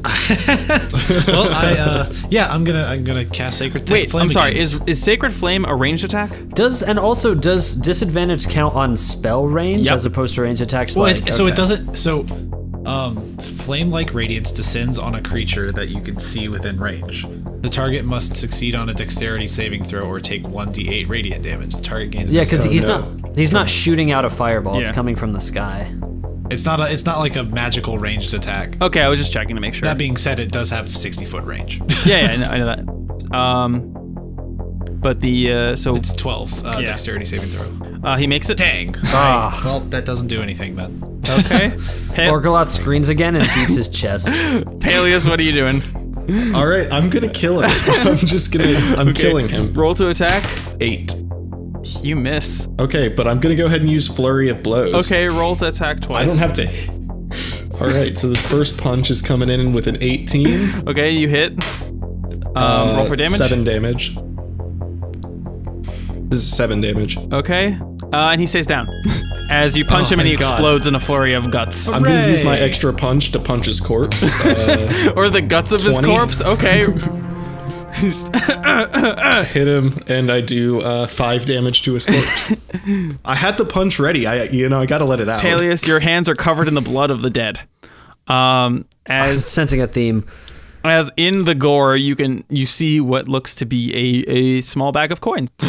Inside, like not in his stomach, just like in his fucking chest. No, cavity, just in 'cause. amongst the debris of limbs. All right, If you find 150 gold. 50 Ooh, each. 50 All right. apiece. You notice that one of the zombies seems to be the guy with the axe mark in his backside, and the other 4 are unrecognizable. But their clothes looked torn as if by a panicked wild dog. So should we check out? Weren't they like beaten on someone? You can investigate what's going on. We should. Yeah, we let's should go check investigate that that. out. Yeah, let's go over where they were beating that person. So should we all roll investigation, or is it going to be obvious? Roll investigation. Paelius rolled a natural 1. Okay, Paelius is looking at the blood in his hands and is contemplating his power. These hands, these big, strong hands. So I found the secret to rolling just 20s, and that's just switching dice every time I roll a d20 because I have 3 d20s because I just rolled another nat 20. I'm gonna start making this harder for you. Oh, just no, to don't, punish please. your nat Please. 20s. Please don't. I haven't. This is really funny because I remember there was a session a while ago where I played with Alex, and he, for the entire session, every other roll was a nat 1. Yeah. Oh no. It's It was the most amazing day of my life. So it's been my session this go around because this is now my 3rd nat 1 in what, like an hour and a half? I mean, I've also rolled a nat 1 in this session, so I think I'm. Yeah, but you have lucky. I like my pretty consistent. yeah. Haven't rolled any 20s or 1s. Consistently mediocre. So you roll a nat 20. You notice that the tearing seems to have been self-inflicted, as if the person was trying to rip their own clothes off in a frenzy, and the fingernails seem to have chunks of dead skin underneath with bits of hair, and then possible that they pulled their own hair out during whatever caused them to panic. oh boy. this is You notice that on their skin appear to be light scorch marks, as if someone used some holy magic around them and it caused them to go into a frenzy. You mean before Jimothy did? No, Okay. okay. you can surmise this- that maybe your magic in the bar did something. I didn't. Oh. Ha. Oh, you're talking Cool. about. Because it's divination. Yeah. Is the detect evil and good. Well, I would like to pick whichever one has the most interesting face. Not pretty, just like characteristic. Are you gonna cut And I his would like face to- off? Please don't tell me you're cutting I face off. am not his face, his entire head. All You're right. gonna cut his head off? I'm gonna carry it by the hair with me. For a while. Hey, man, Orgoloth, what are you doing there, bud? I'm gonna mount it on the wall and teach it to sing. That's not how that works, man. Jimothy is very disturbed by this. Yeah, it's also I pretty take much severe against umbrage Jimothy's with this plan. So Jimothy, as a cleric, what he's doing is essentially blasphemy right now. Unfortunately, well, Jimothy's not the most confrontational of people. all the Right, time. but you might want to talk to him about it. No, I was getting to it. I'm just saying. Orgo, my Yeah. fair gent. What is the purpose of you committing this act of yours? This atrocity, you can say it. So, bear with me. So these things come back, yeah. Maybe this one won't. We'll see. One, we can learn. Will they eventually come back after we've put them down? Will they keep making Constitution saving throws every night? Who knows? If it doesn't, that's something we know. If it does, Jimothy, do you want to just Put it on roll the roll. religion for me real quick? Sure. Yeah, let's see. I'll cycle through the dice and let me see if I can get another nat 20. I rolled a 9. Okay, so you're a little bit confused, but like even in your confusion, you're pretty sure that once they're dead, they're dead. Yeah, I killed him with God light. So that should be the end of them. I don't think we really have to worry about them coming back. All right, I'll just casually throw it over my shoulder. As you guys are talking to each other, you notice that some of the bodies seem to be emanating a soft glow. Ooh, I would like to investigate that glow. You don't really have to because it just kind of happens. It appears that these balls of light kind of lift from their bodies, almost like dancing lights, and you hear the soft sounds of a tune, but you're not really sure what it is. I would like to cast Dancing Lights, the cantrip, and dance around with them. I don't think you can cast magic. Oh Yeah, I get that was my level 1 drow spell. okay. So Orgoloth, roll for performance. Yeah, because I got Fairy Fire at level 3 as well. Roll for performance, buddy. Rolling for performance. Okay, it's a +2. And I got a 17. Okay, so 19 total, Orgoloth 19 begins total. to dance on the corpses of his enemies. No. Maybe no, I'm making the dancing lights dance with the other dancing lights. Okay, I was gonna say, because if you're dancing, you're in a pool of guts. No. Just kicking them all around. I'm using my dancing lights Can I add to cantrips. this? Okay, so Can I add to this? I have a flute. It's like that Can I one- mimic whatever tune they're playing? not really. It's a little hard to hear. It's a little hard to recognize. It's unfamiliar at best. Maybe he's a very good musician. It would be I think Not that performance? would be perception rather than perception to performance. hear the song, performance Having, to like, do the song. Done, Those two done rolls. this for a grade in 4 classes. Roll perception. 21. Okay, so you recognize the tune and you heard.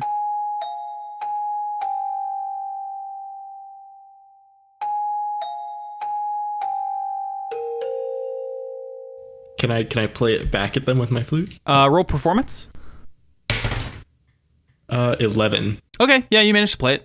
But anyway, yeah, so that tune kind of sticks in your heads as there's not really much left here to do.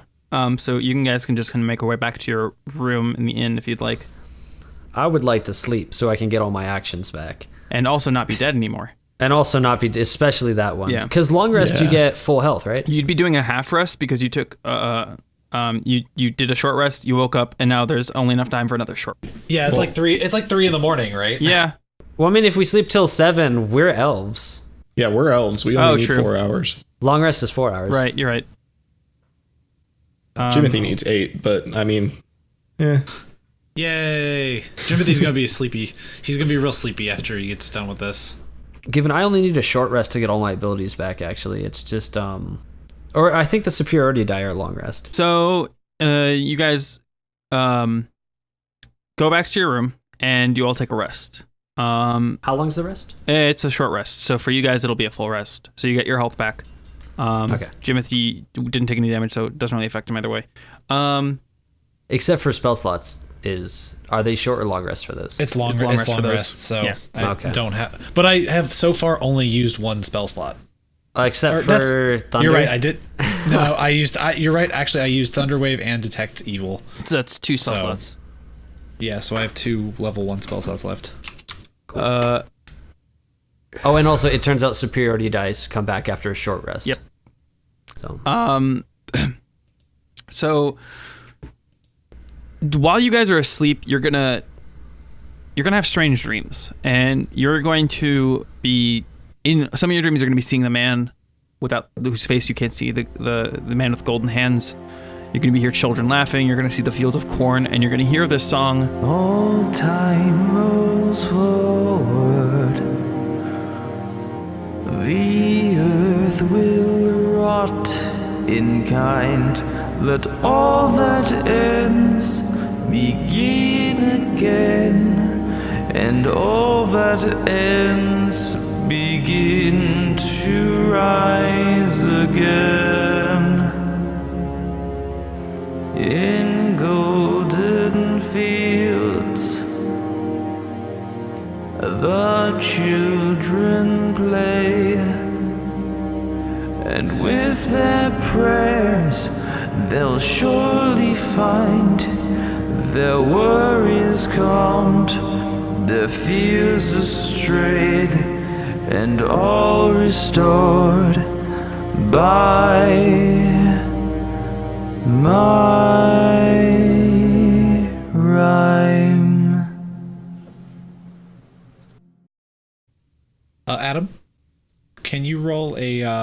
performance check for me?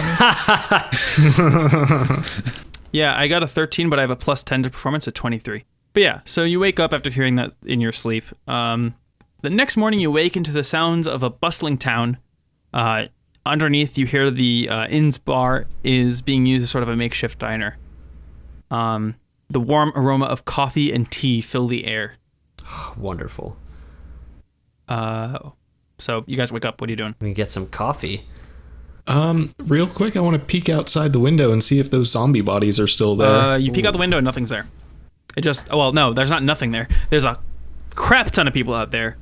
Similar scene as the other day, people walking around, horses, crowsbone. There's, people walking with axes, going to work. Some people are cheering. Some people are, going into the tavern to eat some food, that sort of thing. I'm going to yell out the window, "Oh, Crowsbone! How you doing?" And he hears his name and he looks up and he waves at you with his wiry hands and then he walks away. Yes, friends. What a bro. Yeah.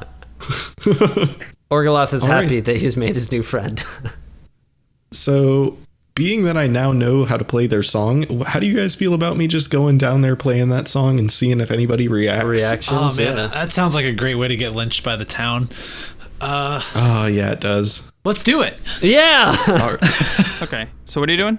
Ernest Are you and going to go down to Humperdinks, let's breakfast? go. Or are you going to just leave the tavern? Let's get some coffee. You get dressed and you head down to the tavern, which now looks like it's been rearranged a bit to be more like a diner. And you see people, waiters and waitresses walking around with those trays, and on them are pitchers of coffee, pots of tea, and what look like glasses of corn juice, which are served like orange juice. As you make your way down the stairs, Thaddeus spots you and waves you over to his booth. Yeah, well, I guess we'll go. We'll walk over to him. Kind of, or we do one of our points is like me, or look. Yeah, look and behind. he nods and he laughs. And he's like, yeah, come on. I walk over as well. Good morning, honored guests. So how did you like your first night in Redhaven? Oh, please sit down. Please sit down, will you? It's breakfast time. We should be, celebrating, having a good breakfast. I hear there's good corn left today. Are you in love with the town yet? I'm just kidding, of course. I know travelers tend to fidget if they stay in one place too long, but I am curious how you slept last night. I always like to keep tabs on our town's tourism. Slept through the night just fine. No disturbances. Nice and quiet. Lovely to hear that. How about you two? Yeah, can't complain at all. The bed was comfy and didn't really hear much, so yeah, I slept fine. Okay, good. Or maybe we could say, "Oh, but I heard Paelius humming something. How did it go again?" Thaddeus is pouring some corn syrup on his pancake as he nods He is. and cuts it up and he takes a bite, nodding at you as you're speaking. Do you want to play on your flute? I want to real softly hum that tune just at Thaddeus. Okay. He just kind of looks at you. And he's like, Okay. What'd you think? I came up with that. I heard it just kind of last night while I dreamt of it. Oh, I love that song. It's a good song. This guy that came into town sang it once. It was really nice. But you've got to try these pancakes. And you have got to have some corn juice. It tastes divine when it is fresh. You know what they say, you gotta have your juice fresh from the vine. I mean we know corn comes from stalks, but stalks. it's just saying around here, a little rhyme. Taste the vine, fresh from the vine. We did I hate to be the bearer of bad news, but we did hear some reports about a strange fellow on the outskirts of town who's been practicing witchcraft or something. Would it be too much to ask if you guys could with your weapons and your armor do us a favor and kind of get him to leave, maybe scare him off? It'd be really nice, and we'd pay you, obviously. Thad, just to be clear, because we're friends. Yeah. Is this a trap? A trap? Like, am I trying to trick you? No, of course not. Okay, well, I see nothing Our wrong town with gets this. 15% of its profits from tourism. What would I gain from getting you guys to get killed? Our bodies? I mean, nothing, of course. You'd want to maintain your good image. I'm just You think we use joshing. people as fertilizer? Now that is a funny None of us joke. said that. That would be. I'm buying you a round of corn juice for that one. That was a great joke. Say, why would you say that? None of us And he suggested snaps, that. and a waiter comes over and brings you all corn juice and coffee and pancakes. Okay, Thaddeus, level with me for a second. Is corn juice people? It's Like is corn, corn people here? because it's called. It's in the name, mate. It's called corn juice. Actually, what we do is we take the corn and we squeeze it fresh, and then we take the corn that's left over and we dry it and we bake it and we make cornflakes. It's this great cereal. You got to try it. Boy, that is just crazy uninteresting. Let's go fight this wizard, this bad guy. Yeah, let's go. I could not care less about your corn, man. Well, that was Question rude. about the outside. What's the weather like? Overhead, overcast. Okay, because I'm worried about my sunlight sensitivity. I have very sensitive skin. This onyx color is not known. Are you in saying this in friends. character to Thaddeus? Well, I think didn't we just kind of blow him off? Oh, did you just like get up and leave? Oh, okay. I guess Yeah, we're just I saying that did. just Paelius did. So okay, I did. I'll I just got up and left. I'll say to Thaddeus. Oh, how's the weather outside? I need to maintain my fair complexion. It is a lovely overcast with some beautiful gray clouds. That one of them, I kid you not, looked like a horse. Oh, just how I like it. And just to be perfectly clear, and this is not me trying to come on to you or make advances, but you look absolutely beautiful with your Thank you, skin tone. Thaddeus. And I like your mustache. thank I'm you. gonna walk back to the table a little confused because I realized he didn't actually tell me where to go. I just kind of left. I'm gonna sit down real quiet, like I didn't just insult him and his entire livelihood. He's like, oh, welcome back. Hey, pal. Did you want pancakes or coffee? So where is this bad guy? No, not at all. Where's the bad guy? I will take some coffee. He looks over at Jimothy and he's like, your friend is kind of mean. You're right. I don't really have much of an excuse for him. He just is kind of mean. He grew up in the woods, didn't he? Oh. I grew up in the woods, and Feral something child. you guys are doing is killing all the nature around here, and I'm not super down Oh, with so do you want that. like meat or something, feral man? I'm so Excuse me? I'm so sorry. I didn't realize you were one of those One of those what? Finish the sentence. Come on. One of forest those what? dwellers, I would say. Would you like us to bring you out some raw steak? We do have some meat back there. I didn't want to upset your dietary restrictions. I merely was just trying to, usually everyone likes pancakes, Pancakes. I mean, Please, I insist. pancakes are just a little too like processed for me. Like it's this new thing I'm trying out, the Paelius diet, where like we don't process anything, we just kind of eat it. Yeah. Just literally whatever you put in front of me, but like not you specifically, because I hate you and do not trust you in the slightest. You're saying this to him So, in person? yes. In character? Yes. I do not like you. I do not trust you or this town. Something you're doing is killing everything around here. That's fairly obvious. So If everything's I'm not dying, then gonna how eat your is the food. corn still growing? Because it's killing everything. It's But the clearly corn cause is of what- growing. Guys, you get this, right?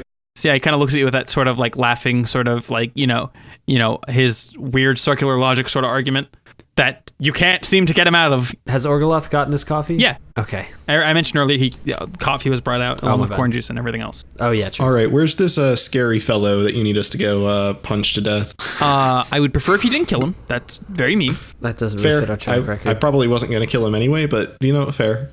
You're gonna try to not kill him and then kill him. You did say punch to death. Yeah. That's true. If you I'm still riding a high from punching those zombies. If you so. can scare him off or get him to leave the town alone, that'd be nice because he kind of is scaring our farmers like you are right now with me. All right.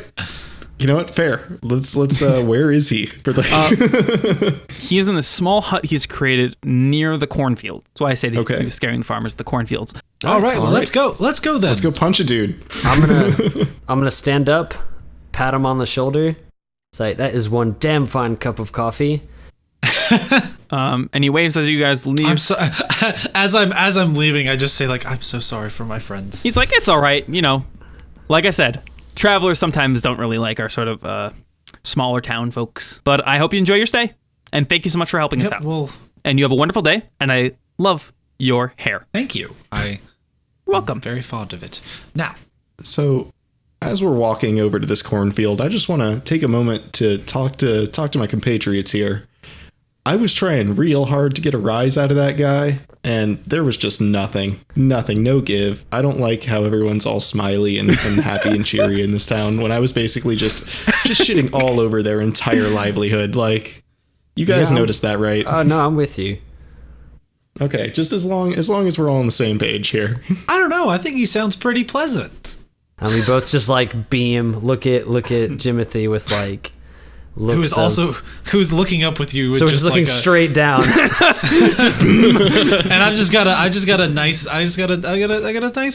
smile with my chubby cheeks and Oh. yeah, there he goes. He's adorable. I'm adorable. You are adorable. As the party makes their way towards the outsider's hut, they notice that the soil seems to be a bit browner and more saturated the further they walk away from the town's center. and they can see the makeshift hut that the patriarch mentioned earlier. There's a sort of a wooden door, like a shack door on it. No one seems to be out in the fields just yet. They seem to be still having breakfast for the most part. Guys, I have an idea. So, can I sneak and poke my head into the window to see if there's, or actually, one of you should check to see if he's in the hut, and then I'll use a spell to open the door, and then the other one of you can jump him. Does anyone want to roll a basic perception check for me? Yo. Sure. 19. Wow, you notice with that amazing sight of yours that there are no windows in this hut. Oh, well, I'm going to use... Okay, so everyone, let's smush up against the side of the door, like on the sides of it, and then I'm going to cast Thaumaturgy, and it'll open the door, So you walk up to the hut and you press your backs against the wall around the door, suspiciously for whatever reason. You cast a little spell with your hands, and the door just kind of creaks open. The pale light of day kind of peeking into the otherwise mostly dark earthen hut. Are there any candles or anything that I can see in there? Any torches? There looks to be a candle on a bedside stand, but it's unlit. Can we see if there's anyone in there? No one's in there. I'm going to light that candle. Okay, so you walk inside and you light a candle, and the room is now illuminated. Inside the hut. Oh, I don't walk inside. Like, I can just... That's elemental attunement. I can just light it. Okay, you light the candle, I can and see it and light inside you see just a bed and a nightstand, and that's pretty much it. Oh, okay. Well, there you go. You going in? Yeah, gonna walk in. You walk in, and you see the makeshift bed, and a photo on the nightstand, and just a heads walking up, stick. Orgoloth is going to stay outside and stand watch. Okay, and a walking stick. Ooh, I'm gonna grab that walking stick. Okay. You're stealing a man's walking stick. I'm not stealing it. I want to... Is it just like Yeah. a stick? Does it have any markings or anything? No, just a stick. Oh, okay, never mind. I'm not just gonna steal a dude's like crutch. I'm gonna look at that picture. Okay. On the picture, you see a woman sitting in a field of flowers. That's it. She's unrecognizable to you. She has brown hair. She's just kind of sitting there in her dress. Okay, I'm gonna hang on to that picture. Okay. There's just nothing else in here. Orgoloth. As you're standing outside, you hear a rustle in the cornfields as you see the cloaked figure is standing there. He spots you and notices the door swung wide open and decides to run back into the corn. Let's chase after him. Go, go, go. All right, I take off in the direction. So you're of the running runner. after him. So you are running through the stalks of corn. It's incredibly difficult to see where you're going, but you're pretty sure that he's running forward. You kind of are all running alongside each other, pushing corn out of the way. You can kind of hear the rustling in front of you, and you're following that noise more than anything. As all of a sudden, you are now in a large clearing. The ground starts to rumble slightly as the man stands there, and he's about to speak when suddenly a large hand made out of leaves grabs him and lifts him into the air, swinging him wildly, as a towering behemoth made entirely of corn stands upright and lets out an ear-splitting low roar that causes the ground to rumble even further. An ear splitting? Yeah. Beautiful. You lose an inspiration for that. What if Orgoloth says it? You said it. Yeah. Orgoloth says it in character, nudging. What about that ear-splitting roar? And no one can hear you because it's very fucking loud. Understandable. Okay, so corn fight. As you can see in its hand, it's holding the outsider whose futile struggling seems to have no effect on the situation. Roll initiative. Paelius rolls a 21. 16 from me. 7. Okay. So, Paelius, you're going first. What are you doing? This thing is huge, like toweringly huge. I'm gonna go ahead and ready an attack for if he steps up to us, and then I'm gonna use my key for a bonus action to take dodge and just kind of hold and wait and see what happens. Okay. That's all you're doing that turn? Yeah. All right, the large creature roars again loudly, as it almost makes you want to clutch your ears in pain, as it, using its free hand, it grabs what appears to be a large rock and hurls it towards you three. It's going to throw it at Paelius, and it hits. 4. What does it... He did dodge. Okay. Oh, what is it? What does that do? So you get disadvantage on the attack, and I get to make dexterity saving throws with advantage. Okay, he still hits. So you get hit with a giant boulder and sends you back 5 feet. So you guys have just seen your friend get hit with a giant rock. What are you guys gonna do? Orgoloth, what are you doing? I'm going to like yell again, like ah, and then just run right in. I'm just gonna like melee attack his leg. Okay, roll to hit. 14. Okay, roll for damage. 9. 9. And so you slice at his leg and you cut off some of the corn, and it doesn't seem to grow back or anything, or some of the vegetation. As it kind of lets out sort of a growl, clearly having felt it. Orgoloth, say at the end of your turn. Yeah, that's it for now. Jimothy, what are you doing? Okay, I'm going to cast my bolt, my guiding bolt. Okay. What does that do So again? Just a quick refresher. I have to make a ranged spell attack on it. So I rolled a 1, but I have lucky, so I get to roll. I get to reroll this nat 1. 12. It does not hit. It just you send the bolt with the like 2 fingers. You go like gah, and it kind of zooms past his head. You actually almost hit the whoever he was holding in his hand, and so I think that might have like tripped you off. You weren't trying to hit that target. Paelius, what are you doing? Okay, how far am I from him? You're about 30 feet. Dude just hit you with a boulder. I think it's time to show him who's boss. Yeah, absolutely. So I'm going to go ahead and use my first new elemental ability here, Fist of Unbroken Air. Okay. I create a blast of compressed air that strikes like a mighty fist. As an action, I can spend 2 key points and choose a creature within 30 feet of me. That creature must make a strength saving throw. On a failed save, the creature takes 3d10 bludgeoning. Oh, damn. And then I can push it 20 feet away or knock it prone. Yeah, I have to do a saving throw and that's it? Half damage on a success? Half damage on a success, yeah. Is it a saving throw or is it an attack? Oh, it's a saving throw. Okay, so yeah, against 12. So Paelius leaps up into the air and chants some monk words, and he just punches the air, and just like this like shotgun effect of like air does like thooms into the giant creature's chest. As what is the saving throw? It's against 12. He makes it. He's very large, and he kind of just like he gets pushed back like half the foot. I would expect a large creature to make a strength saving throw. It was. Yeah, I expected that. Yeah. So roll for damage. So he takes 6 damage total. 6 damage. Okay. So he felt that. He's still doing just fine. The large creature, aberration monster. What would you call it? Large corn construct. Large corn monster. Cornstruct. The large monster decides to swing its a balled fist that kind of like extends with like kind of like vines grow and extend it to be like more like a long club, and it strikes it down onto Orgoloth with a deafening slam in the ground, and it misses him just slightly. Oh, I'm gonna riposte him. Okay, so repost. What does it do? It's just I get a superiority die reaction and Okay, attack do against it. him. 7. 7 damage. 7. Oh, sorry, I forgot to do the attack. 19. Okay. So 19 to hit. So and 7 as damage. the club comes down, you kind of put your sword in the way and you roll out, but you slash above you to kind of slash at it, and the creature kind of like shakes its fist and he kind of slams down again. This time a little more angrily. This time it does hit you. It's rage kind of fueling. It's 6 damage. 6 damage. Yeah. All right. Orgoloth, it is now your turn. What are you doing? I'm gonna go ahead and just melee attack him again. Seems like it's been working. Okay. Attack him again. That is a 13 to hit. You kind of stab through, but it kind of goes in between the foliage, and it doesn't seem to do any effect on him. Is that it for your turn? Yeah, I'm not gonna do anything else yet. Jimothy, what are you doing?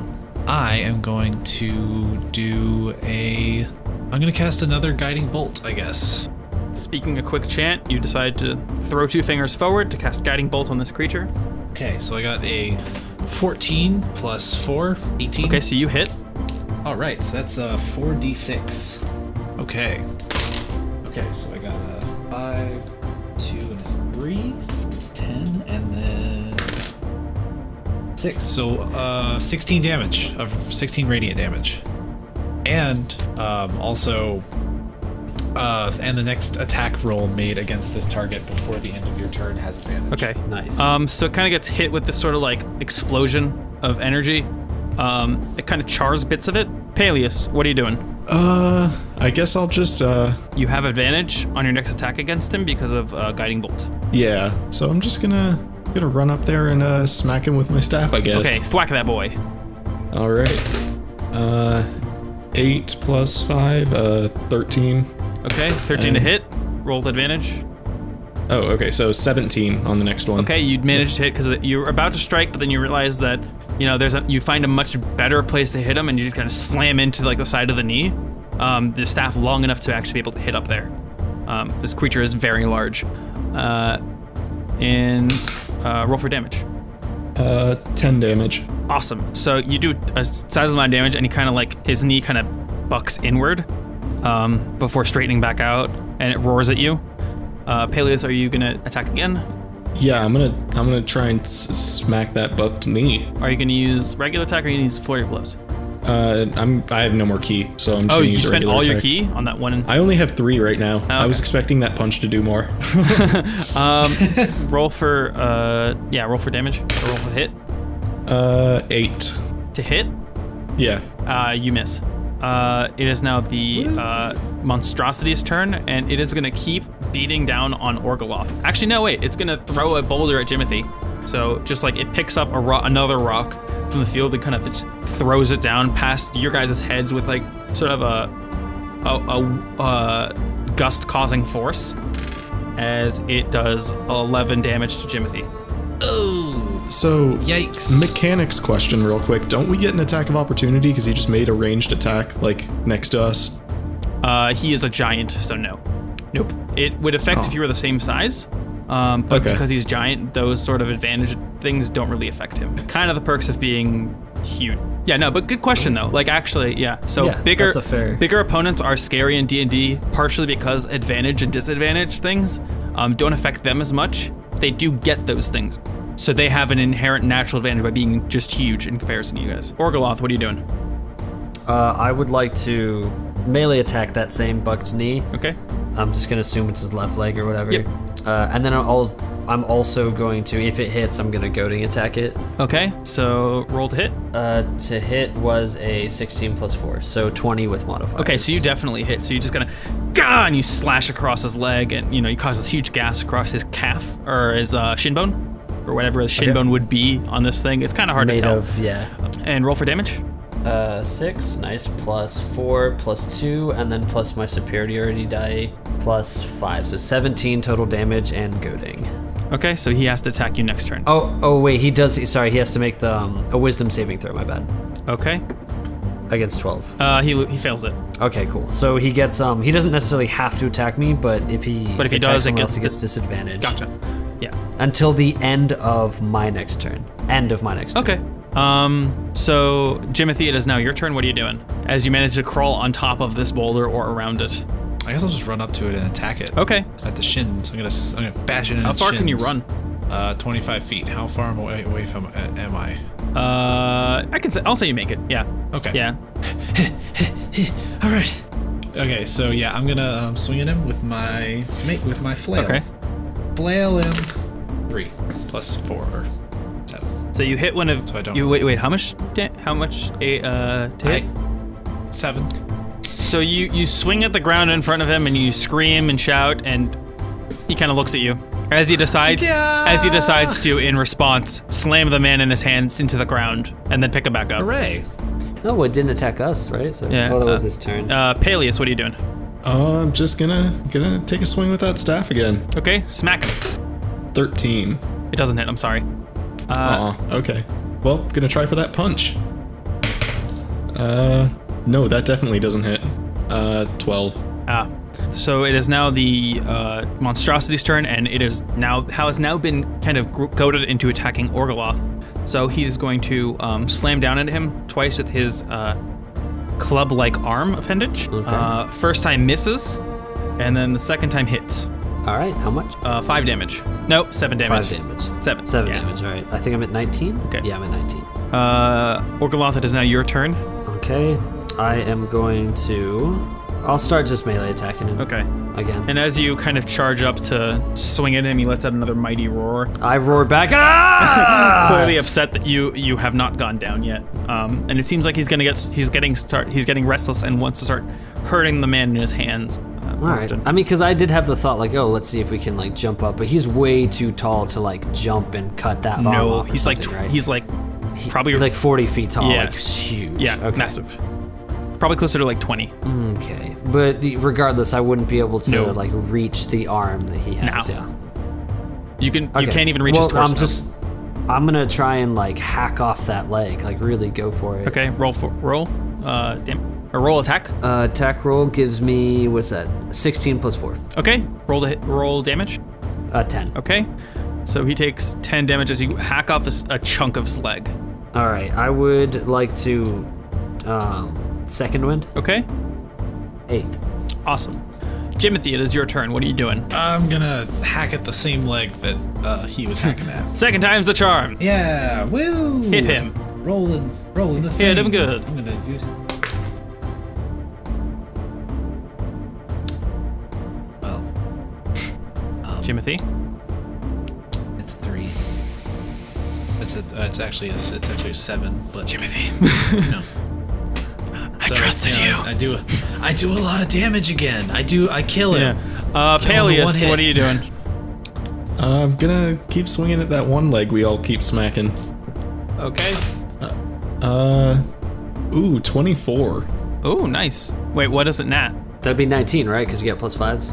Yeah, I got plus Okay, I 5, was so making yeah, sure. 19. Yeah. So, roll to hit, roll to attack, or roll damage. Roll damage. Max damage, 11 damage. Nice. Okay, so this guy is literally on his last leg in that Paelius has now just it's been hacked enough that Paelius strikes it from the side and it kind of sends the leg flying and it kind of leans down one stump and the other leg standing up as it lets out another angry, loud roar. Paelius, do you have extra attacks, I'm assuming? Yeah, I haven't moved yet. How does jumping work in this? Like if I wanted to jump up and try and get that guy he's holding. You make a leap into the air equal to a number of feet equal to 3 plus your strength modifier. If you move at least 10 feet on foot immediately before the jump. When you make a standing high jump, you can only jump only half that distance. So right now, I don't think you should be able to get him. Yeah, no, I shouldn't. Okay, then I'm just gonna punch that other leg. Roll to attack that other leg. 12. Okay, you hit it with sort of a soft thud as your hand kind of goes inside. As you realize using your stick was kind of the better option. This monster is definitely pissed at Paelius now, as it's just gonna slam down repeatedly on you. It hits once and it misses the second time in just like a fit of rage. So it only hits you the one time for 6 damage. Ooh, guys, I'm not looking great right now. Orgoloth, it is now your turn. What are you doing? I'm gonna do just a melee and then goading again. Because I'm thinking like I have a pretty high strength modifier, but I still standing wouldn't be able to make the jump even remotely. So should we go for the other leg to like fully down him? Yeah. I mean, it's not Yes. looking too hot right now, so I think that just like attacking is just gonna work. All right, yeah, let's do that then. Yep, I will roll 13 plus 4, 17. Okay, so you roll 17 to a hit. Yep. Roll for damage. All right, and I'm gonna do the goading Okay. strike. So. And what I have to beat for that? Because I beat it. Oh yeah. That's fine. It just I'm literally just doing it for the extra he damage. rolled a nat That is 18. 6. I don't think there's a way that he loses that. Yeah, there's not. So that's 9 on the initial hit, and then the goading adds 7. Nice. Okay, so total. So that's 16 total damage. Okay, this thing is like letting out sort of a pained roar. Like it's definitely wounded, looking shaky. Jimothy, are you gonna try to finish it off? Actually, I was gonna. What's everyone's health at right now? I goading struck him, so Paelius can probably live for another turn. I have 7 health. So probably not if he decides to strike at me again. But he's not. Or if he does, he'll have disadvantage. No, isn't it? Only if he fails Yeah, the save. Oh shit, you're right. Yeah. You succeeded that. I was My just bad. gonna heal everyone. Yeah, please do. Yeah, Okay, yeah, do that for I'm sure. gonna cast Prayer of Healing on 6 creatures. It can be up to 6 creatures that I can see. Do you know if I can heal myself with Prayer of Healing? I believe so. Pretty sure, Yeah. I would assume Okay, so. so it'll be 2d8 plus 4. So I got 6 and an 8. So 18. Everyone gets 18 health. That's. Are you sure that's a level 1 spell? It sounds like a level 2. No, it's a level 2. It's I just cast a second level spell. Oh. I just wanted to get everyone. Okay. Yeah. Okay. Because I have cure wounds, but that. Right. Really... I was curious. I think that was a good decision, yeah. Paelius, what are you doing? Doesn't he get to go? Oh no, he goes after me. That's right. Mm-hmm. Okay, so yeah, I'm just gonna take that staff and swing at him. Okay. What is that? 22. Okay, you hit. Roll for damage. 8 damage. Okay, so you kind of leap into the air a bit, and you bring up your quarterstaff behind you. And you smack down, and you hit it square in the chest as the creature stumbles and then slowly falls backwards with a deafening slam. In its sort of like final throes, it lets the man in its hand go, who stands up in the hand, looking a bit wounded but not severely injured. All right, good job, everyone. Yay! All right. Combat over. Hooray! Let's not overlook the fact that we just killed a giant. Yeah. Yeah, no. Oh, now we can all be called giant killers. And conveniently, underneath a boulder, you find a bag with 300 gold. Wow. Wow. Why would he just throw that at us? It's almost like I couldn't find a place to put that in, but whatever. It could have been in okay. I thought you were. It would make no goddamn sense if it was in him. So it's under a fake. I mean, I don't know how this was constructed. It's under a fake rock. Fuck it, who cares? This is just someone's life savings that we found under a rock. I mean, we each got 100 gold. I'm not complaining. Yeah. Nor am I questioning. So you see that man standing there, and he's kind of checking himself and doing a little. You can see a little bit of healing magic that he's doing. Jimothy, can you roll religion for me? Sure. 13 minus 1. So. Oh wait, hang on. Minus Nope. one? Yeah. I have a -1 Okay, intelligence. it's so definitely not. 12. It's definitely not holy magic, but it is a healing spell, and it doesn't look like necromancy from what you can tell. So it doesn't look like necromancy. So but it's not holy magic by any means, or at least not in the way that you understand it. I'm sorry. What was who's casting the holy magic? The cloaked right now? figure. Or the On himself. non-cloaked figure. Oh, okay. While he's doing that, can I cast Sacred Flame on him? Whoa. Maybe talk to him first? Hang on. Oh, okay. That's fine. I guess. Because we know he's probably not undead if he's not casting necromantic magic either. And the cloaked figure kind of stops and looks at you, his face obscured still, as you hear just like a sort of a rumbly voice say, thank you. I thought I was done for there. As You're welcome. he pulls back his hood and you see the recognizably elfish ears, sort of a thicker, wide nose, and 2 sharp fangs protruding from the bottom Sir. lip, and undeniably green skin. Are you a druid, sir? Well, yes, I'm a druid and an orc. My name is Typhus. Well, yeah, though. we figured that much with the green skin. And the fangs and the ears and the. Yes. You look good. But thank you again for saving me. I truly believe that was my end. I come from a nearby forest, and I am that forest's guardian protector. The blight that seems to be emanating from this town was making its way towards my home, and I didn't want it to destroy the land that I, have sworn to protect. So I came here, regrettably, I came here to try to deal with it, but it has been weeks, and I still have not been able to kind of deal with it. There was something going on here, and I was trying to figure out what was causing it, but I think at this point it's better to just free the town from this curse. I'm sure you've noticed also, there. Not what is your name, sir? Typhus, once again. Pleasure to meet you. And he holds out a hand to you. Yeah, shake it. Okay. That's very cute. Big, giant green holds it hand down, and a little yeah. tiny He's got hand. a little. My hand is probably very small compared to his.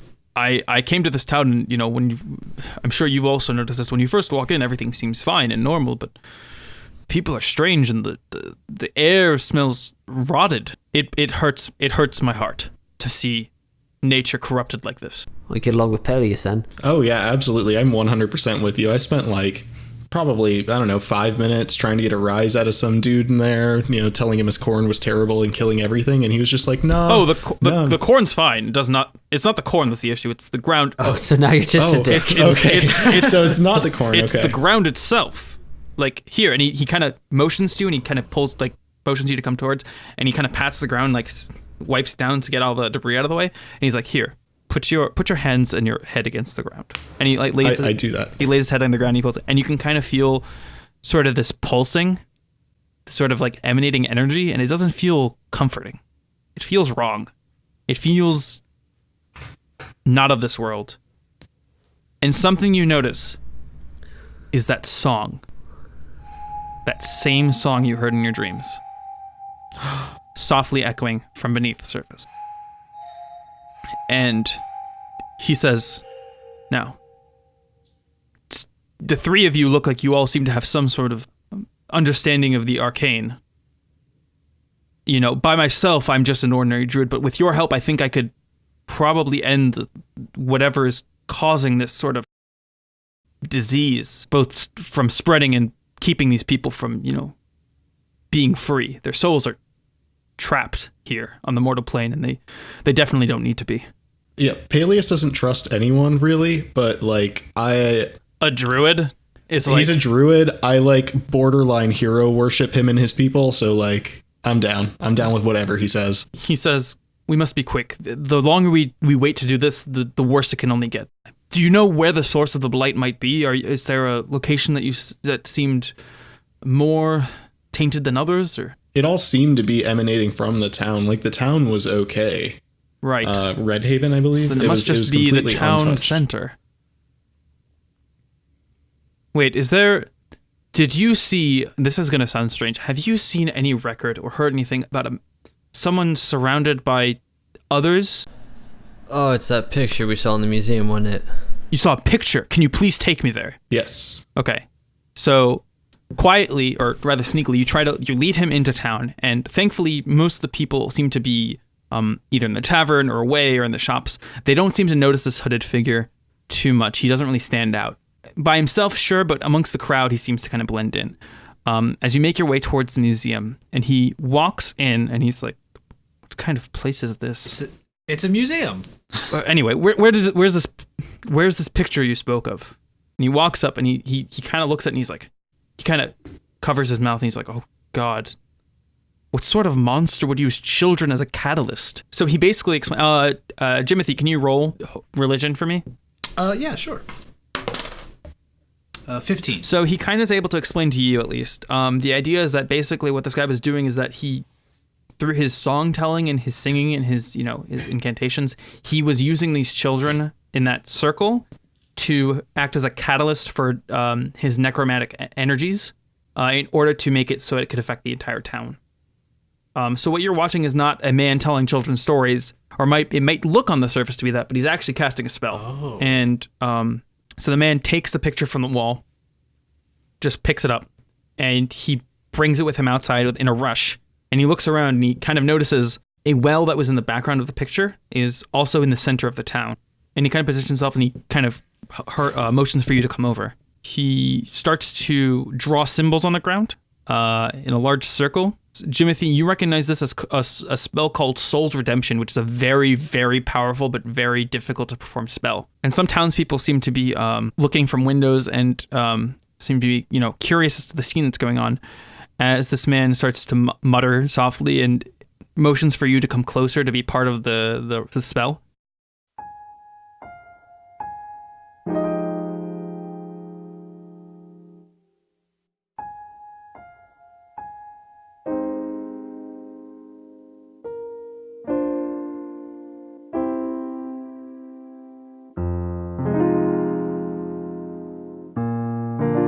As the spell reaches its conclusion, the circle begins to glow and the ground surrounding it trembles.